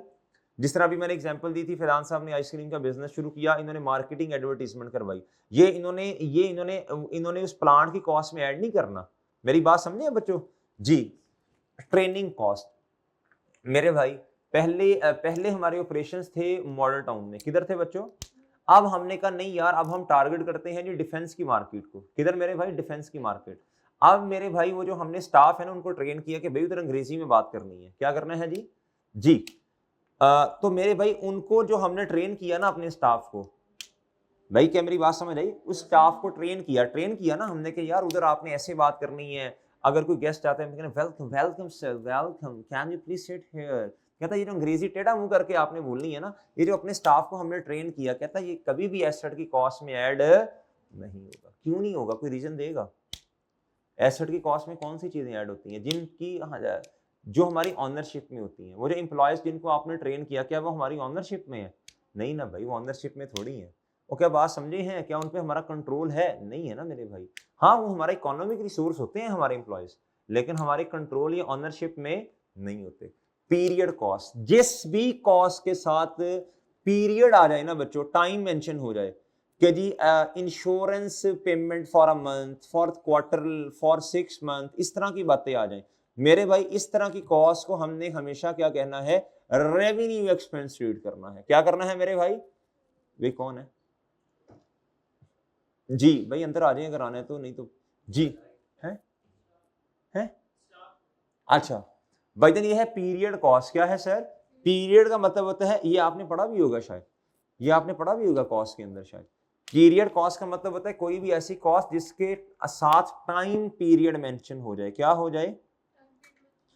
टाइम पीरियड अगर किसी भी कॉस्ट खर्चे के साथ मेंशन हो गया तो मेरे चांद ये हमेशा रेवेन्यू एक्सपेंस होगा। क्यों होगा सर? Done sir. ये आपने फोकस से पढ़ना, बड़ा इंपॉर्टेंट है ये। जी इधर आए। कल मैं इंशाल्लाह कोशिश करूंगा कि हैंडआउट आपको दूं जिसके अंदर ना काफी ज्यादा कॉस्ट लिखी होंगी, कुछ को आपने इग्नोर करना होगा और कुछ को ऐड करना होगा, वो इंशाल्लाह आप सॉल्व करेंगे। ये जरा बात सुनिएगा। एग्जाम टिप कहता if any of the cost do not include वाली, ये जो इधर लिखी है जिनको आपने ऐड नहीं करना, ये स्टार जिधर लगा होगा ना, आपने नीचे आके देखना क्या लिखा है। कहता wrongly added into the cost of the asset, आपने गलती से एसेट की कॉस्ट में ऐड कर दी, then it should be reversed back. क्या कहना चाह रहे हैं?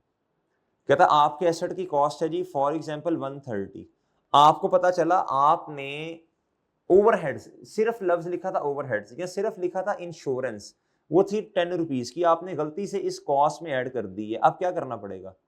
लेस करना पड़ेगा, और सही वाली कॉस्ट कितनी आएगी?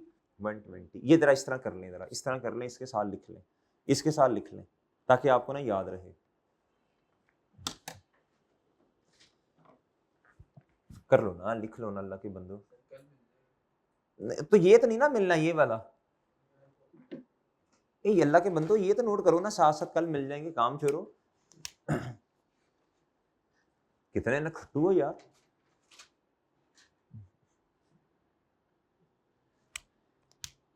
जी इधर आगे पढ़ें। कहता insurance in transit is the capital expense added into the cost of an asset. कहता लेकिन अगर लफ्ज लिखा इंश्योरेंस, एक अगर लफ्ज सिर्फ इंश्योरेंस लिखा हुआ है, कहता इसे हम क्या कहेंगे? Revenue expenditure. एनी चेंज, ये आप वाला जो क्वेश्चन है ये खैर डेप्रिसिएशन में आएगा, लेकिन इधर भी थोड़ा सा पढ़ लें बच्चों। ये इसको मैं पेंडिंग कर रहा हूँ, क्या कर रहा हूँ? पेंडिंग। मुझे याद करवा देना, मैं मुझे खुद याद रहेगा जब मैं डेप्रिसिएशन पढ़ाऊंगा ना, ये कॉन्सेप्ट डेप्रिसिएशन तब इंशाल्लाह पढ़ाऊंगा। अब नीचे एग्जांपल दी है, क्या दी है मेरे भाई? ये एग्जांपल है, एग्जांपल। इस एग्जांपल को जरा आपने देखना है। एसेट की ये कहता what should be the cost of machinery in the entities machinery का अकाउंट। अब इधर आए बच्चों मेरे भाई, ये है इतने की हमने मशीन खरीदी 46,000 रुपीज इन थाउजेंड में क्वेश्चन है, क्या ये एसेट की कॉस्ट में ऐड होगा? यस। कहता कॉस्ट ऑफ डिलीवरी एसेट की कॉस्ट में ऐड होगी। कहता कॉस्ट ऑफ 12 मंथ वारंटी, इसके साथ टाइम पीरियड मेंशन हो गया, और वैसे भी ये वारंटी है, क्या वारंटी एसेट की कॉस्ट में ऐड नहीं होती। आगे पढ़ लें। In addition the entity incurred 3.4 million rupees in thousand में कर रहे हैं ना, मिलियन क्या होता है बच्चों? इसके बाद ना मेरे भाई कितने डिजिट्स होने चाहिए? 6। 3 के बाद कितने डिजिट्स मेरे भाई? 6। 3.4 का मतलब ये है ना 3.4, तो पॉइंट के बाद कितने डिजिट्स? 6। तो भाई ये क्या बना बोलो? ये मिलियन। मैं 3 जीरो के बगैर क्वेश्चन कर रहा हूं ना सॉल्व, तो ये 3400 बना 3, ठीक है 30। कहता in making modification to its factory, कहता हमने मॉडिफाई किया है, क्या किया है जी? किसको? फैक्ट्री को। So dad heavy machinery could be installed. ये क्या है? ये कौन बताएगा ये क्या है? 3400। ये साइड प्रिपरेशन कॉस्ट है। क्या है बच्चों? साइड को प्रिपेयर किया ना ताकि हम इसको इंस्टॉल कर सकें। ये एसेट की कॉस्ट में ऐड होगा, ये साइड प्रिपरेशन कॉस्ट। ये एसेट की क्या है मेरे चांद? कॉस्ट आ गई। क्या आ गई सर जी? आइए बात समझ, सर बात समझ आइए बातों की। यार अगली बात सुनना जरा।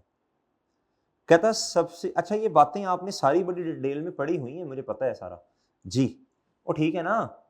कहता सब्सिक्वेंट एक्सपेंडिचर, आपको अभी समझाया ना मैंने सब्सिक्वेंट एक्सपेंडिचर। कहता there would be subsequent expenditure after recognition of initial cost. कहता है जी सब्सिक्वेंट एक्सपेंडिचर दो तरह के, कैपिटल और रेवेन्यू। रेवेन्यू कहता है एक्सपेंस आउट होता है उस महीने जब बच्चों को इंकर्ड होता है इसकी इन द पीरियड, उस पीरियड में जब खर्चा होना है, सही है। रिपेयर एक्सपेंस डेबिट और मेरे भाई कैश या बैंक क्रेडिट। कहता जी इंप्रूवमेंट्स क्या होती हैं, capital expenditure improvements should be added into the book value of an asset, यानी बुक वैल्यू का मतलब है एसेट इस टाइम कितने का हमारे पास पड़ा हुआ है। फॉर एग्जांपल एसेट इस टाइम हमारे पास 130 का, इसके अंदर बच्चे इंप्रूवमेंट आई, एक ऐसा खर्चा आया जिसने एफिशिएंसी इंक्रीज कर दी, इधर लिखा हुआ है इंप्रूवमेंट क्या है, that enhance assets efficiency useful life performance capacity. कहता है इसको हमने कैपिटलाइज करना है, ठीक है मेरे भाई। 130 का एसेट पड़ा, 20 इसमें ऐड हुए, क्या हो गया मेरे भाई, बोलो शाबाश, एसेट की कॉस्ट में से ऐड कर देंगे। क्या कर देंगे मेरे भाई, ये एग्जांपल्स अभी नहीं पढ़ाऊंगा, ये विद एग्जांपल्स नंबर्स के साथ आपको समझाऊंगा, ठीक है, न्यूमेरिकल्स करेंगे इसके इंशाल्लाह जी। पढ़ना है तो पढ़ लें, वैसे आप अगर क्या कहते हैं बाद में पढ़ लेंगे इंशाल्लाह। साइज ऑफ एक्सपेंडिचर, ये बात बड़ी इंपॉर्टेंट है। आपने कभी भी अमाउंट को नहीं देखना, आपने नेचर को देखना है, साइज को नहीं देखना यार, अमाउंट ज्यादा तो कैपिटल एक्सपेंस, अमाउंट कम तो रेवेन्यू एक्सपेंस, ऐसा नहीं करना। कहता एक capital expense normally have larger monetary amount. कहता कैपिटल एक्सपेंस की नॉर्मल अमाउंट क्या होती है, रेवेन्यू एक्सपेंसेस ज्यादा होती है। कहता how then revenue expense, however it's not a hard and, ये 100% ये बात नहीं है कि कहता certain quite large expenditures can still be classified as revenue. कहता हो सकता है एक बड़ा महंगा खर्चा आपने कर दिया हो, सही है बच्चों, लेकिन कहता उससे इंप्रूवमेंट नहीं हुई, कहता वो स्टिल क्या रहेगा, बोलो, वो रेवेन्यू एक्सपेंस ही रहेगा as long they are directly associated. कहता ये हो सकता है पीरियड कॉस्ट हो, क्या हो, समझे मेरे भाई। अच्छा अब मेरे मासूम दोस्तों ये इस बात पे मैंने आना है, इस बात पे मैंने आना है, अभी ये पेंडिंग कर रहा हूं, अभी पहले ये मैं पढ़ाना चाह रहा हूं आपको, ये पढ़ाना चाह रहा हूं 2.6। मुझे बताएं बच्चों, जब एसेट हमने परचेज किया होगा हमने क्या एंट्री की होगी, प्लीज बताएं। अभी मैंने नया कुछ भी नहीं पढ़ाया इस चैप्टर में आपको, आपने देखा होगा, सारी पुरानी बातें रिवाइज करवा रहा हूं जी। जब हमने एसेट को परचेज किया होगा हमने क्या एंट्री की होगी, हमने कहा होगा जी नॉन करंट एसेट यानी property plant and equipment debit और कैश, नहीं सॉरी, कहता व्हेन पेमेंट इज मेड, हाँ सही है, कैश बैंक, पेबल के लफ्ज को काटना पड़ेगा, क्या करना पड़ेगा, पेबल तो नहीं होगा ना जब पेमेंट कर देंगे तो जी। कहता कभी कभार ऐसा होता है हम ना एडवांस में पेमेंट कर देते हैं, क्या करते हैं, कैश, अभी एसेट नहीं आया हमारे पास, कैश या बैंक क्रेडिट डेबिट क्या होगा, रिसीवेबल किथों आ गया भाई, रिसीवेबल तो गलत है, रिसीवेबल नहीं आएगा, ये गलत है बच्चों, ये क्या है, ये गलत है, प्री पेमेंट, क्या बच्चों,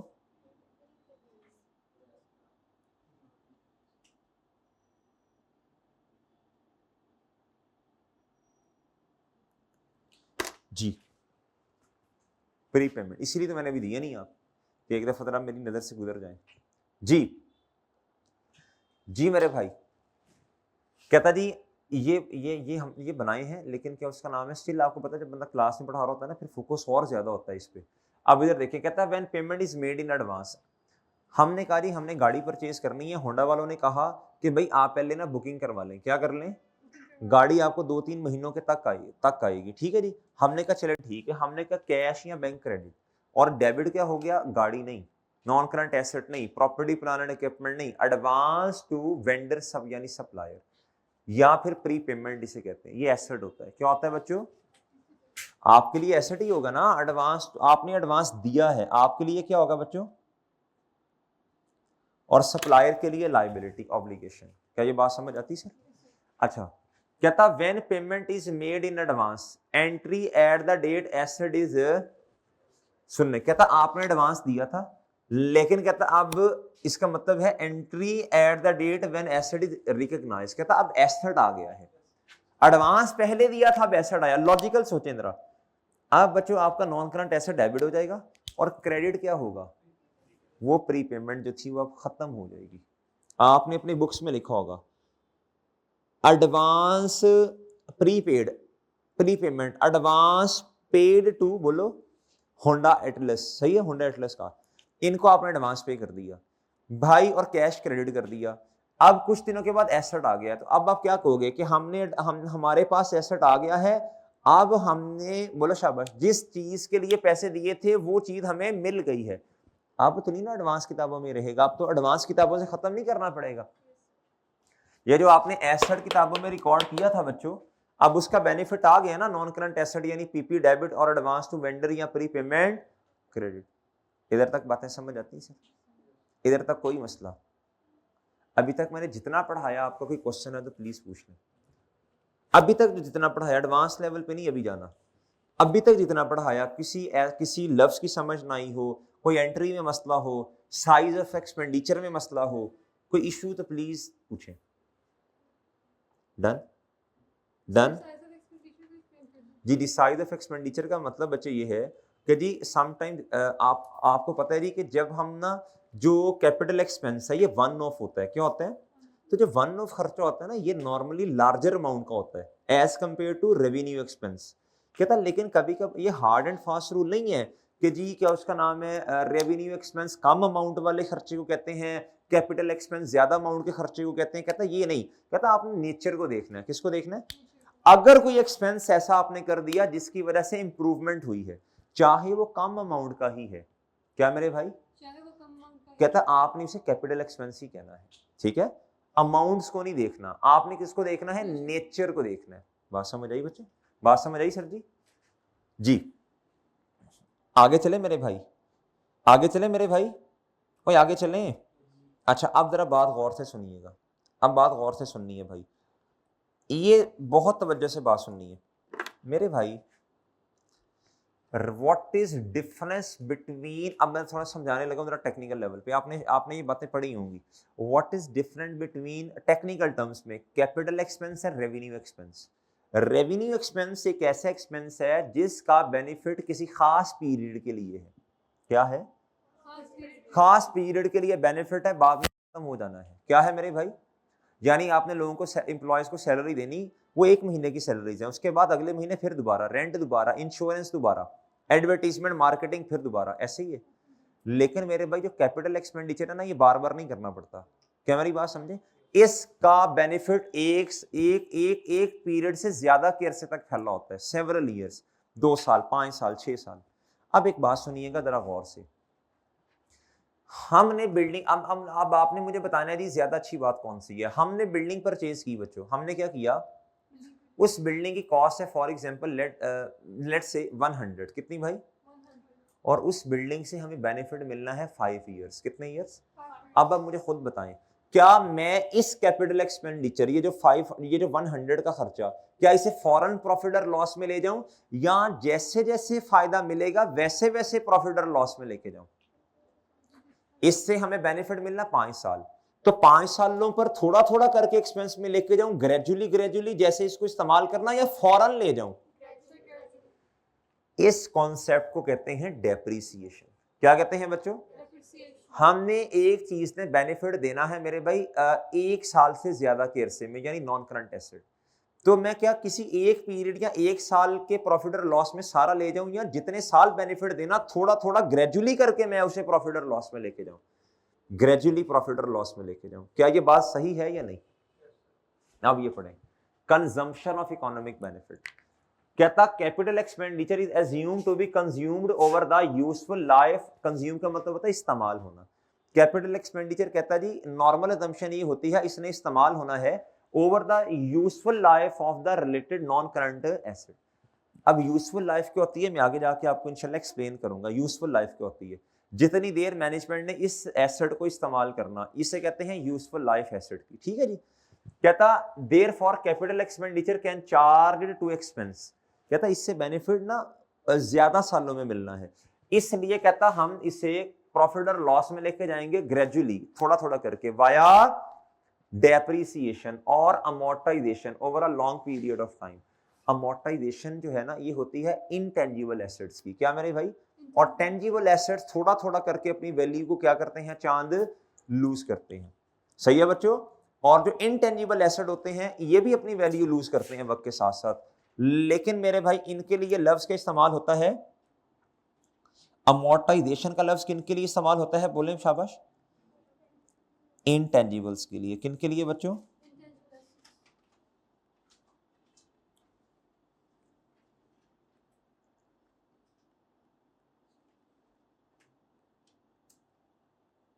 क्या मेरी बात समझ आ रही है जी? क्या बात समझ आ रही भाई? अच्छा, कहता जी revenue expenditure is assumed to be consumed with in a very short period of time. Revenue expenditure are charged to expense in the period in which they are. कहता है रेवेन्यू एक्सपेंस का फायदा किसी खास पीरियड के लिए है। क्या मेरी बात समझे सर आप? क्या ये बात समझे हैं? अच्छा, ये वाली एग्जांपल मैं अभी नहीं करवा रहा मेरे भाई। अब मैं आता हूं डेप्रीसिएशन पे। डेप्रीसिएशन क्या होती है, ये आज का हमारा लास्ट टॉपिक होगा। डेप्रीसिएशन क्या होती है? डेप्रीसिएशन ये होती है बच्चों, हमने 100 रुपीज का एसेट खरीदा। कितने का मेरे चांद? उसकी लाइफ है 5 इयर्स। थोड़ा थोड़ा करके बच्चों इससे लेके जाना किधर, बोलो शाबाश? प्रॉफिट और लॉस में। इसे क्या कहते हैं जी? डेप्रीसिएशन। अब इधर पढ़िएगा, ये स्टैंडर्ड की डेफिनेशन है, सिस्टमैटिक एलोकेशन। क्या मेरे भाई? सिस्टमैटिक एलोकेशन का मतलब होता है जी एलोकेट करना सिस्टमैटिकली, चार्ज करना, एलोकेट करना systematically of the systematic allocation of the depreciable amount. क्या मेरे भाई? किसी अमाउंट को बेस बनाना और उसको क्या करना, एलोकेट करना। कैसे? ओवर द, क्या था, ऑफ एन एसेट। इधर किस एसेट की बात हो रही है? नॉन करंट एसेट की। Over it's useful life. कहता जी एक एसेट है मेरे भाई, कहता उसने, उसकी कॉस्ट है 100। कहता उसकी लाइफ है मेरे भाई कितनी जी, बोलो शाबाश? 5 साल। कहता अब आपने जिस अमाउंट को बेस बनाना है ना, वो है मिसाल के तौर पे 100, और कितना इस्तेमाल होना है, लाइफ इस एसेट की कितनी है? 5 साल। कहता जी इसको बेस बनाकर आपको इसको प्रॉफिट और लॉस में लेके जाना पड़ेगा। आगे वो कहता है कैसे लेके जाना, कैसे कैसे? Systematic allocation. सिस्टमैटिक एलोकेशन होता है अपनी मर्जी से नहीं कि जी 100 रुपीज हैं, एक साल 50 ले जाएं, एक साल 25 ले जाएं, एक साल 5 ले जाएं, एक साल 5 ले जाएं, अगले साल अपनी मर्जी जो रह गया वो। कहता नहीं, ये हम आपको बताएंगे। उसके लिए कहता ये मैंने कुछ टर्मिनोलॉजीज लिखी हैं। कहता जी सिस्टम, इस डेफिनेशन में 3 मुश्किल टर्मिनोलॉजीज हैं। कितनी मुश्किल? नहीं, टेक्निकल 1, और दूसरा डेप्रिशिएबल अमाउंट, और तीसरा मेरे भाई क्या? Useful life. तीनों को समझते हैं। कहता जी terminology systematic allocation, depreciable amount and useful life are important to understand. पहली समझते हैं सिस्टमैटिक एलोकेशन। कहता depreciation is an expense and charged to profit and loss. There are 2 method. वैसे ज्यादा मेथड्स हैं लेकिन हमारे सिलेबस में कितने हैं? 2। कहता हमारे सिलेबस में 2 मेथड्स हैं for computation of depreciation expense, that will be discuss later in. कहता बाद में इंशाल्लाह हम डिस्कस करेंगे। अब दूसरी टर्मिनोलॉजी इधर जो इस्तेमाल हुई वो है डेप्रिशिएबल अमाउंट। ये आपको पता है क्या होती है? कॉस्ट है जी 100। अगर मैं कहूं जब एसेट अपनी लाइफ पूरी कर लेगा, 3 या 5 साल जो भी इसकी लाइफ है, तब मैं इस एसेट को बेच दूंगा 10 रुपए का, 8 रुपीज का, 9 रुपीज का, 15 रुपीज का। कहता ये जो आपने मार्केट में eight the end of useful life asset को क्या करना, बेचना है। क्या करना है? कहता है ये तो आपको अमाउंट रिकवर नहीं हो जानी। कहता 100 का एसेट है, लेकिन 3 या 5 साल के बाद जब एसेट अपनी लाइफ पूरी कर लेगा, कहता आपने इस एसेट को क्या करना है, मार्केट में डिस्पोज कर देना, बेच देना। कहता आपको अमाउंट कितनी रिकवर होगी? 10 रुपीज। कहता इस 10 रुपीज को जब आपने डेप्रिसिएशन चार्ज करनी है तो 100 में से क्या करना है, माइनस करना है। इस 10 रुपीज को जो आपको eight the end of useful life ना रिकवर होने हैं, इसे कहते हैं सेल्वेज वैल्यू, स्क्रैप वैल्यू, या कहते हैं बच्चों रेजिडुअल वैल्यू। क्या कहते हैं बच्चों? कहता ये देखें, कहता जी डेप्रिशिएबल अमाउंट क्या होती है? कहता कॉस्ट माइनस स्क्रैप या रेजिडुअल वैल्यू। कहता ये क्या है? कहता in simple words amount at which asset would be. कहता जिसको बेस बनाना है ना आपने डेप्रिसिएशन के लिए, कहता उस अमाउंट को कहते हैं डेप्रिशिएबल अमाउंट। कहता if any amount is recoverable from the asset at the end of its useful life, कहता then it should be subtracted from the cost of the asset while calculating depreciation expense. अब इधर मेरा सवाल सुनिएगा, क्या asset की जब मैं कॉस्ट निकाल रहा हूंगा, मैं देखना कौन सी स्टेटमेंट सही है, ए या बी? ए स्टेटमेंट, जब मैं एसेट की कॉस्ट निकाल रहा हूंगा तो क्या क्या मैंने रेजिडुअल वैल्यू को माइनस करना है, पहली स्टेटमेंट। दूसरी स्टेटमेंट, जब मैं एसेट की कॉस्ट निकाल रहा हूंगा मैंने रेजिडुअल वैल्यू को कॉस्ट निकालते हुए माइनस नहीं करना, बल्कि डेप्रिसिएशन कैलकुलेट करते हुए कॉस्ट में से माइनस करना है। बताएं कौन सी स्टेटमेंट सही है? Second statement is correct. Cost निकालते हुए आपने रेजिडुअल वैल्यू को कुछ भी नहीं करना, ना ऐड ना लेस, इग्नोर करना है। जब डेप्रिसिएशन में कैलकुलेट करूंगा ना, अब मैंने इसे क्या करना है, कॉस्ट में से, यार एक चीज ही मेरे भाई 100 की चीज है, 10 रुपए मुझे eight the end of useful life recover हो जाने हैं, तो मेरे भाई फिर मेरा असल में खर्चा बना कितना, 90 बनाना बच्चों। अब इस 90 को बेस बना के मैं डेप्रिसिएशन कैलकुलेट करूंगा। क्या आपको मेरी बात समझ आ रही सर? जी कहता जी ठीक है, ये बात समझ आई सर। अब इधर देखिएगा जरा, एग्जाम टिप्स पढ़ लें। कहता cost and depreciable amount are different. बहुत फोकस से बात सुननी है। कॉस्ट है मेरे भाई 100, रेज कितनी अमाउंट रिकवर हो जानी है आपको, बोलो 10, तो डेप्रिशिएबल अमाउंट कितनी हुई, 90। सही है बच्चों? कहता दोनों डिफरेंट है। कहता if there is residual value in the question, the difference between cost and depreciable amount is, कहता depreciable amount should be lower if residual value is given in the question. क्या ये बात सही है या गलत है? क्या ये बात सही है या गलत है? अगर ये देखें ना मेरे मासूम दोस्तों, अल्लाह आपको थोड़ी अकल दे, 100 है बच्चों कॉस्ट और रेजिडुअल वैल्यू है 10, तो बताओ डेप्रिशिएबल अमाउंट कितनी होगी? अगर रेजिडुअल वैल्यू क्वेश्चन में गिवन है तो मेरे भाई बताओ, तो कॉस्ट ज्यादा होगी ना, कॉस्ट में से कुछ निकालेंगे तो डेप्रिशिएबल अमाउंट आएगी। एक बात बोलूं, cost is the sum of depreciable amount and residual value. तो ये बात गलत तो नहीं है, ये बात सही है ना? और 100 है ना कॉस्ट, 90 में 10 ऐड कर दूं तो मेरे पास कॉस्ट आएगी। सही है? और सही है बच्चों। अगली बात सुने, कहता depreciable and cost of the asset are equal if there is no residual value. Okay sir. कहता the purpose of depri is very important. ये क्या है मेरे भाई? Very important, very important. ये क्या है बच्चों? ये स्टडी हब में स्पेसिफिकली उसने बड़ी ऐसे लाइन लिखी है ना कि मजा आ गया। ये इंपॉर्टेंट है जी। अच्छा मैं आपसे नहीं शेयर भी कर दूंगा इंशाल्लाह, ठीक है, ताकि आपको देखो आज तो नोट्स नहीं है ना, आप नहीं लिख सके इंपॉर्टेंट जी। अच्छा मेरे लिए वैसे आसान है बड़ा, मैं आपको नोट्स ना शेयर कर दूं, लेकिन मेरी कोशिश है कि देखो आपको वो चीज़ दी जाए जो परफेक्ट हो, ठीक है ना जी। The purpose of depreciation is to match the revenue and expense. Matching concept पढ़ा था ना हमने जी।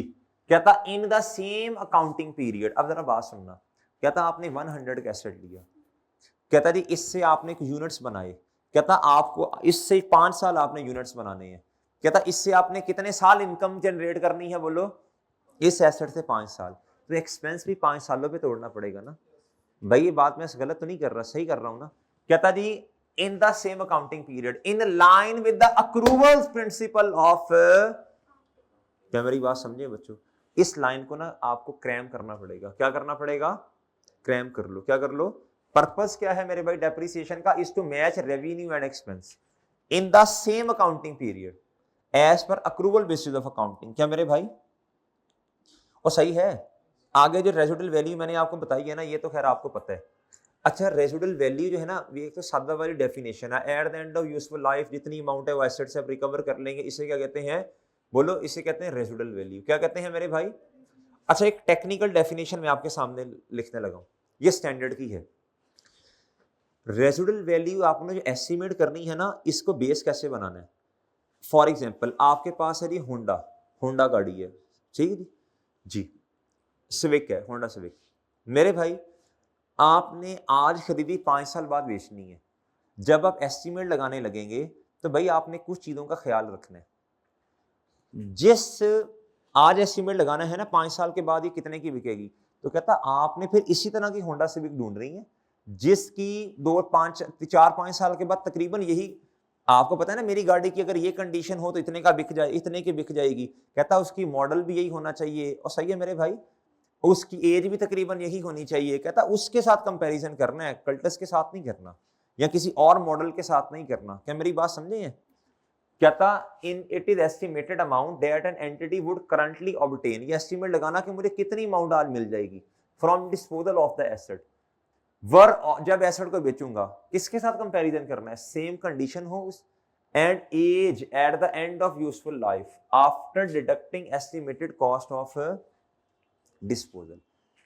कहता जी फॉर एग्जांपल, कहता जी रेजिडुअल वैल्यू, कहता आपको ₹12 रिकवर हो जाएंगे। कितने रिकवर हो जाएंगे मेरे भाई? एसेट को बेचकर कितनी अमाउंट रिकवर होगी बच्चों बोलो? ₹12। कहता लेकिन बेचने में खर्चा आएगा, कॉस्ट ऑफ डिस्पोजल, बेचने में खर्चा कितना आएगा? ₹2। तो आपकी रेजिडुअल वैल्यू कितनी हुई? ठीक है, रेजिडुअल वैल्यू क्या है मेरे भाई? आपको ₹12 रिकवर होंगे, लेकिन बेचने में खर्चा कितना आएगा? ₹2। तो आपकी रेजिडुअल वैल्यू कितनी हुई बताएं शाबाश? 10। मेरी बात समझे हैं? कहता इन सिंपल वर्ड्स, ये जरा आपको 2 दफा पढ़नी पड़ेगी, 2 to 3 टाइम्स। ओके बच्चों, 2 to, कहता in simple words it is estimated proceed, proceed का मतलब होता है कैश, क्या? From selling the non current asset. कहता जी ये है रेजिडुअल वैल्यू, क्या है बच्चों? Okay sir. कहता exam tip, scrap value and salvage value are the alternative names of residual value. ये एग्जांपल नंबर 5 आप होमवर्क में करके आएंगे, आप एक नजर देख लेंगे, इसका जवाब बच्चों इधर नीचे दिया हुआ है। सही है जी। तीसरा मैं अगर आपको समझाऊं ना, तीसरा वो है यूजफुल लाइफ। क्या है बच्चों? Useful life. वो क्या है बच्चों बोलो? यूजफुल लाइफ, बस यही पढ़ना है, यूजफुल लाइफ। यूजफुल लाइफ एक होता है इकोनॉमिक लाइफ, एक होता है मेरे भाई यूजफुल लाइफ। ये नॉर्मली दोनों सेम होते हैं। क्या होते हैं बच्चों? ये पता है ना आपको? इकोनॉमिक लाइफ क्या होती है, यूजफुल लाइफ क्या होती है?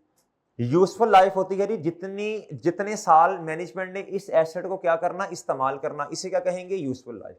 और एक होती है इकोनॉमिक लाइफ। इकोनॉमिक लाइफ इससे नहीं कहते कि मैनेजमेंट ने कितना इस्तेमाल करना है, इससे क्या कहते हैं बच्चों?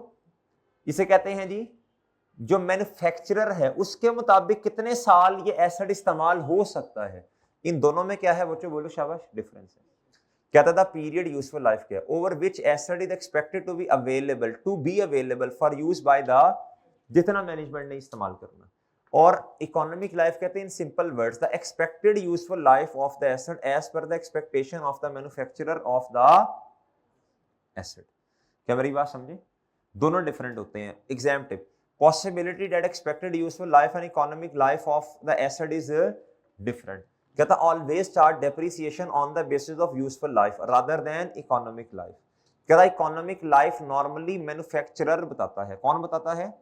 इस एग्जाम्पल को पढ़ के जरा जवाब बताइएगा, इस एग्जाम्पल को पढ़ के जवाब बताइएगा कि जी एसेट की लाइफ कितनी है प्लीज।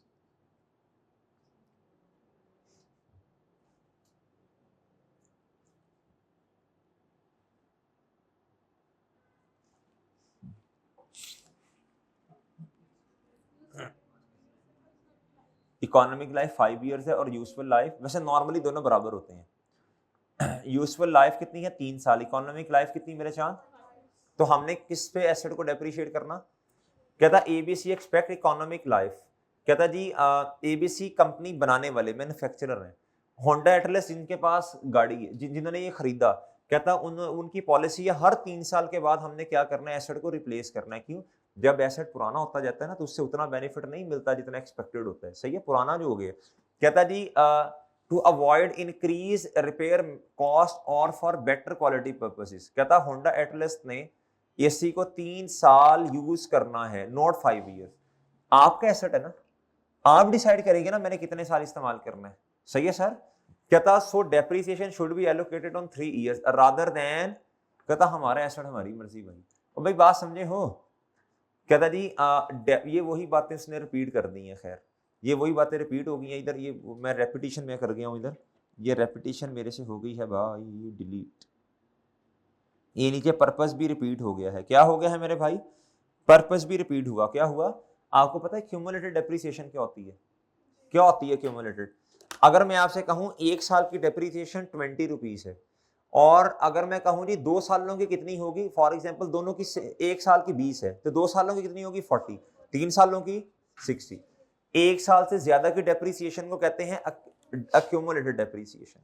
और मेरे भाई एक होती है बुक वैल्यू, क्या होती है, कॉस्ट में से, फॉर एग्जांपल मेरा एसेट ना 3 साल इस्तेमाल मैंने कर लिया, कितने साल, 3 इयर्स मैंने एसेट को इस्तेमाल किया, कितने, तो मेरे भाई बहुत तवज्जो से सुननी है, 1 साल की डेप्रिसिएशन कितनी है जी, बोले 20, तो 3 सालों की कितनी होगी 60। तो मैंने देखना है आज मेरा एसेट बुक्स में कितना पड़ा हुआ है, कितने का पड़ा है, एसेट की कॉस्ट थी जी रुपीस कितना 100, एक्यूमुलेटेड डेप्रिसिएशन 1 साल की कितनी है मेरे भाई ₹20, 3 सालों की कितनी होगी, तो बताएं जी आज मेरा एसेट कितने पे पड़ा है, बुक वैल्यू ईयर 3 के एंड पे, कब मेरे भाई, ईयर 3 के एंड पे। ये बात समझ आती, 4 सालों पे कितना होगा बच्चों 80, और बात समझ गए।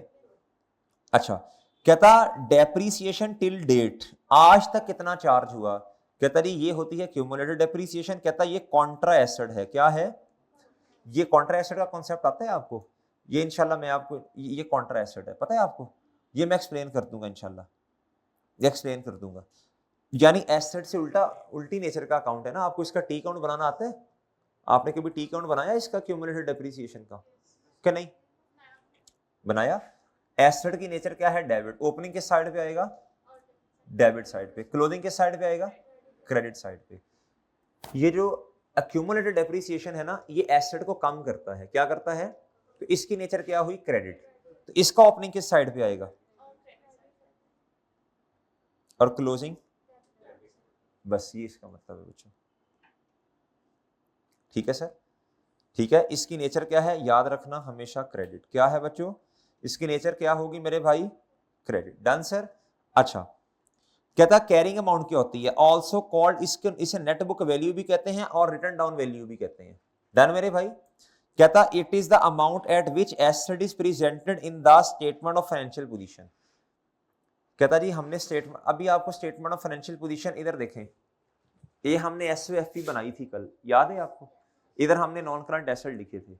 मैं कहता हूं जी मेरे एसेट की कॉस्ट है 100, 3 साल के बाद मैंने देखा तो वो डेप्रिशिएट हो गया 60 का, अब मैंने इधर कितना लिखना है, 100 या 40, जितने का बुक वैल्यू कहते हैं, बुक में आने वाली अमाउंट, क्या मेरे पास ना 2 साल पहले थे ₹100, कितने, अब 3 साल के बाद मेरे पास है 40, तो मेरी बुक्स में जो वैल्यू आ रही है कैश की वो कितनी है 40। इसी तरह मेरी बुक्स में जो एसेट की वैल्यू आ रही है वो कितनी है 40। क्या मेरी बात समझे, बुक वैल्यू कहते हैं जी किताबों में आने वाली वैल्यू को, ठीक है मेरे भाई। सिंपली कहता it is stated as the remaining value of the asset, यानी 100 में से 60 तो चले गए ना मेरे भाई, पीछे कितने रह गए हैं 40 रह गए हैं, कितने रह गए हैं 100 में से 60 चले गए, पीछे कितने रह गए बच्चों 40। ये एग्जाम्पल करते हैं बस आखिरी, ये एग्जाम्पल कर दो आखिरी, ये एग्जाम्पल पढ़ दो बस, what is depreciable amount and useful life of the above asset, ये कर दो।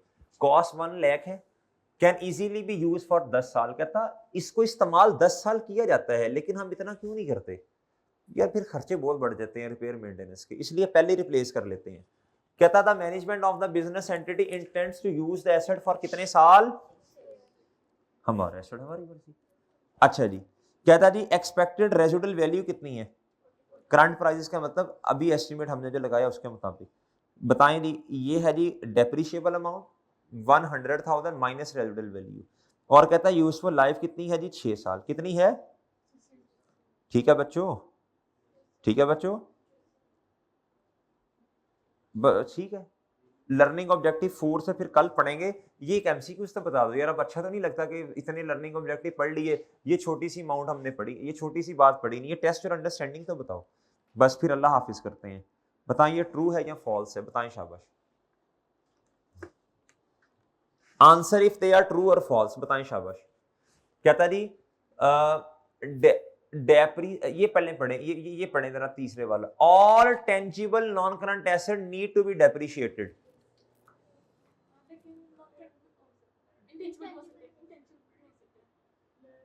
कल पढ़ेंगे यार,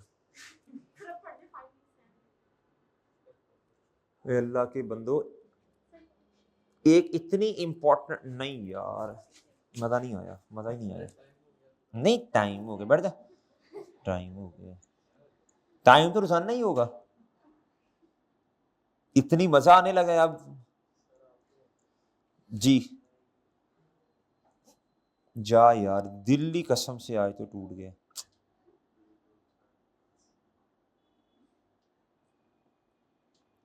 ये पढ़ो जरा, ये पढ़ना जरा। Never ever calculate depreciation on, जुर्म अजीम है, क्या है, because it has indefinite life. क्या मेरे भाई, कभी भी लैंड पर डेप्रिसिएशन चार्ज इनडेफिनिट लाइफ है। इनडेफिनिट का ये मतलब, एक होता है इन्फिनिट, इन्फिनिट का मतलब होता है लामहदूद, क्यामत तक, क्या क्या जी पता नहीं क्या, क्यामत भी तो, मरना भी तो है ना भाई, इन्फिनिट नहीं कहना इसे, इसे इनडेफिनिट कहना है। जिसे आसानी से, जिसका पता ना चलाया जा सके, उसे क्या कहते हैं मेरे भाई, उसे क्या कहते हैं बच्चों, इनडेफिनिट। अब अगर कभी उसने क्वेश्चन में कहा जी कि ये लैंड और बिल्डिंग की कॉस्ट इतनी है, तो भाई हम ना फिर, और डेप्रिसिएशन का रेट दिया, हम लैंड को उसमें से माइनस कर दें, कैसे करेंगे, ये क्वेश्चन प्रैक्टिस करनी पड़ेगी, अभी तो आपको डेथ पड़ रही है, और बिठाऊंगा तो जी मौत। इधर देखें, आप मुझे बताओ, all tangible non current assets need to be depreciated? नहीं भाई, ऑल नहीं, नॉर्मली का लफ्ज होना, ऑल का मतलब है करने ही करने हैं, नॉर्मली का लफ्ज है, क्या है बच्चों, नॉर्मली टेंजिबल एसेट जो है ना ये डेप्रिशिएट होते हैं। लेकिन बच्चों बताओ, ऑल में तो फिर लैंड भी आ गया, इस वजह से ये स्टेटमेंट क्या हो गई है, wrong. Depreciation measures how much the market value of tangible non current asset falls during and, नहीं, अभी हमने, हमारा एक नया टॉपिक आएगा इसी के अंदर, IAS 16 के अंदर। डेप्रिसिएशन ये नहीं बताती कि मार्केट की फ्लक्चुएशन की वजह से वैल्यू नीचे आ रही है, नहीं। डेप्रिसिएशन का मतलब कंजम्पशन, इस्तेमाल की वजह से चीज की वैल्यू क्या हो रही है, हो सकता है चीज को इस्तेमाल भी करें लेकिन मार्केट में उसकी वैल्यू बढ़ जाए, ऐसा होता है, अक्सर होता है, ऐसा होता है। भाई गाड़ी खरीदी, गाड़ियां, ये अगर अब तो खैर गाड़ियों की प्राइसेस ऊपर हैं, अब तो गाड़ियों की प्राइसेस काफी ऊपर चली गई हैं। आपने क्या उसका नाम है, आज से जरा 7 साल पहले चले जाएं, 7 साल जरा पीछे चले जाएं, 7-8 साल, मेरे भाई जिस बंदे ने गाड़ी ये कोई 15-16 लाख रुपए की ली थी ना, वही गाड़ी अब 30 लाख रुपए की है उसकी। इस्तेमाल के साथ तो वैल्यू कम होनी थी, ये तो ऊपर चली गई। भाई डेप्रिसिएशन सिर्फ ये बताती है इस्तेमाल की वजह से, किताबों में कंजम्पशन, इस्तेमाल की वजह से वैल्यू क्या हो रही है, एक होती है मार्केट फ्लक्चुएशन की वजह से चीजों की प्राइसेस कम होना, एक होता है इस्तेमाल की वजह से, यूज की वजह से, कंजम्पशन की वजह से। डेप्रिसिएशन मार्केट की फ्लक्चुएशन की वजह से वैल्यू को कम करती है या कंजम्पशन की वजह से, याद रख। तो ये हाँ, मार्केट में फ्लक्चुएशन की वजह से भी वैल्यूज कम होती हैं, वो हम इंशाल्लाह पढ़ेंगे, रीवैल्यूएशन, क्या पढ़ेंगे, रीवैल्यूएशन। उसके लिए ये स्टैंडर्ड में रीवैल्यूएशन का कॉन्सेप्ट है, वो पढ़ेंगे इंशाल्लाह, बड़ा मजेदार है, मजा आएगा आपको जी। ये पढ़ लें, ये गलत है। Depreciation is the measure of the cost to the business of consuming the economic benefit associated with associated tangible non current asset for an, हाँ ये बात सही है, कहता कंज्यूमिंग, जैसे जैसे इस्तेमाल कर रहे हैं वैसे वैसे चार्ज किए जा रहे हैं। क्या मेरी बात समझ रहे मेरे भाई, क्या मेरी बात समझे भाई, ठीक है sir, okay sir, any problem sir. चलें, बहरहाल जी उम्मीद है आपको कुछ बातें पल्ले पड़ी होंगी। ठीक है बच्चों, आप इजाजत दें फिर, हाँ ठीक है, या कुछ और पढ़ें फिर हम थोड़ा सा, चलें, ओके जैसे आपके सर, ओके बच्चों, अल्लाह हाफिज।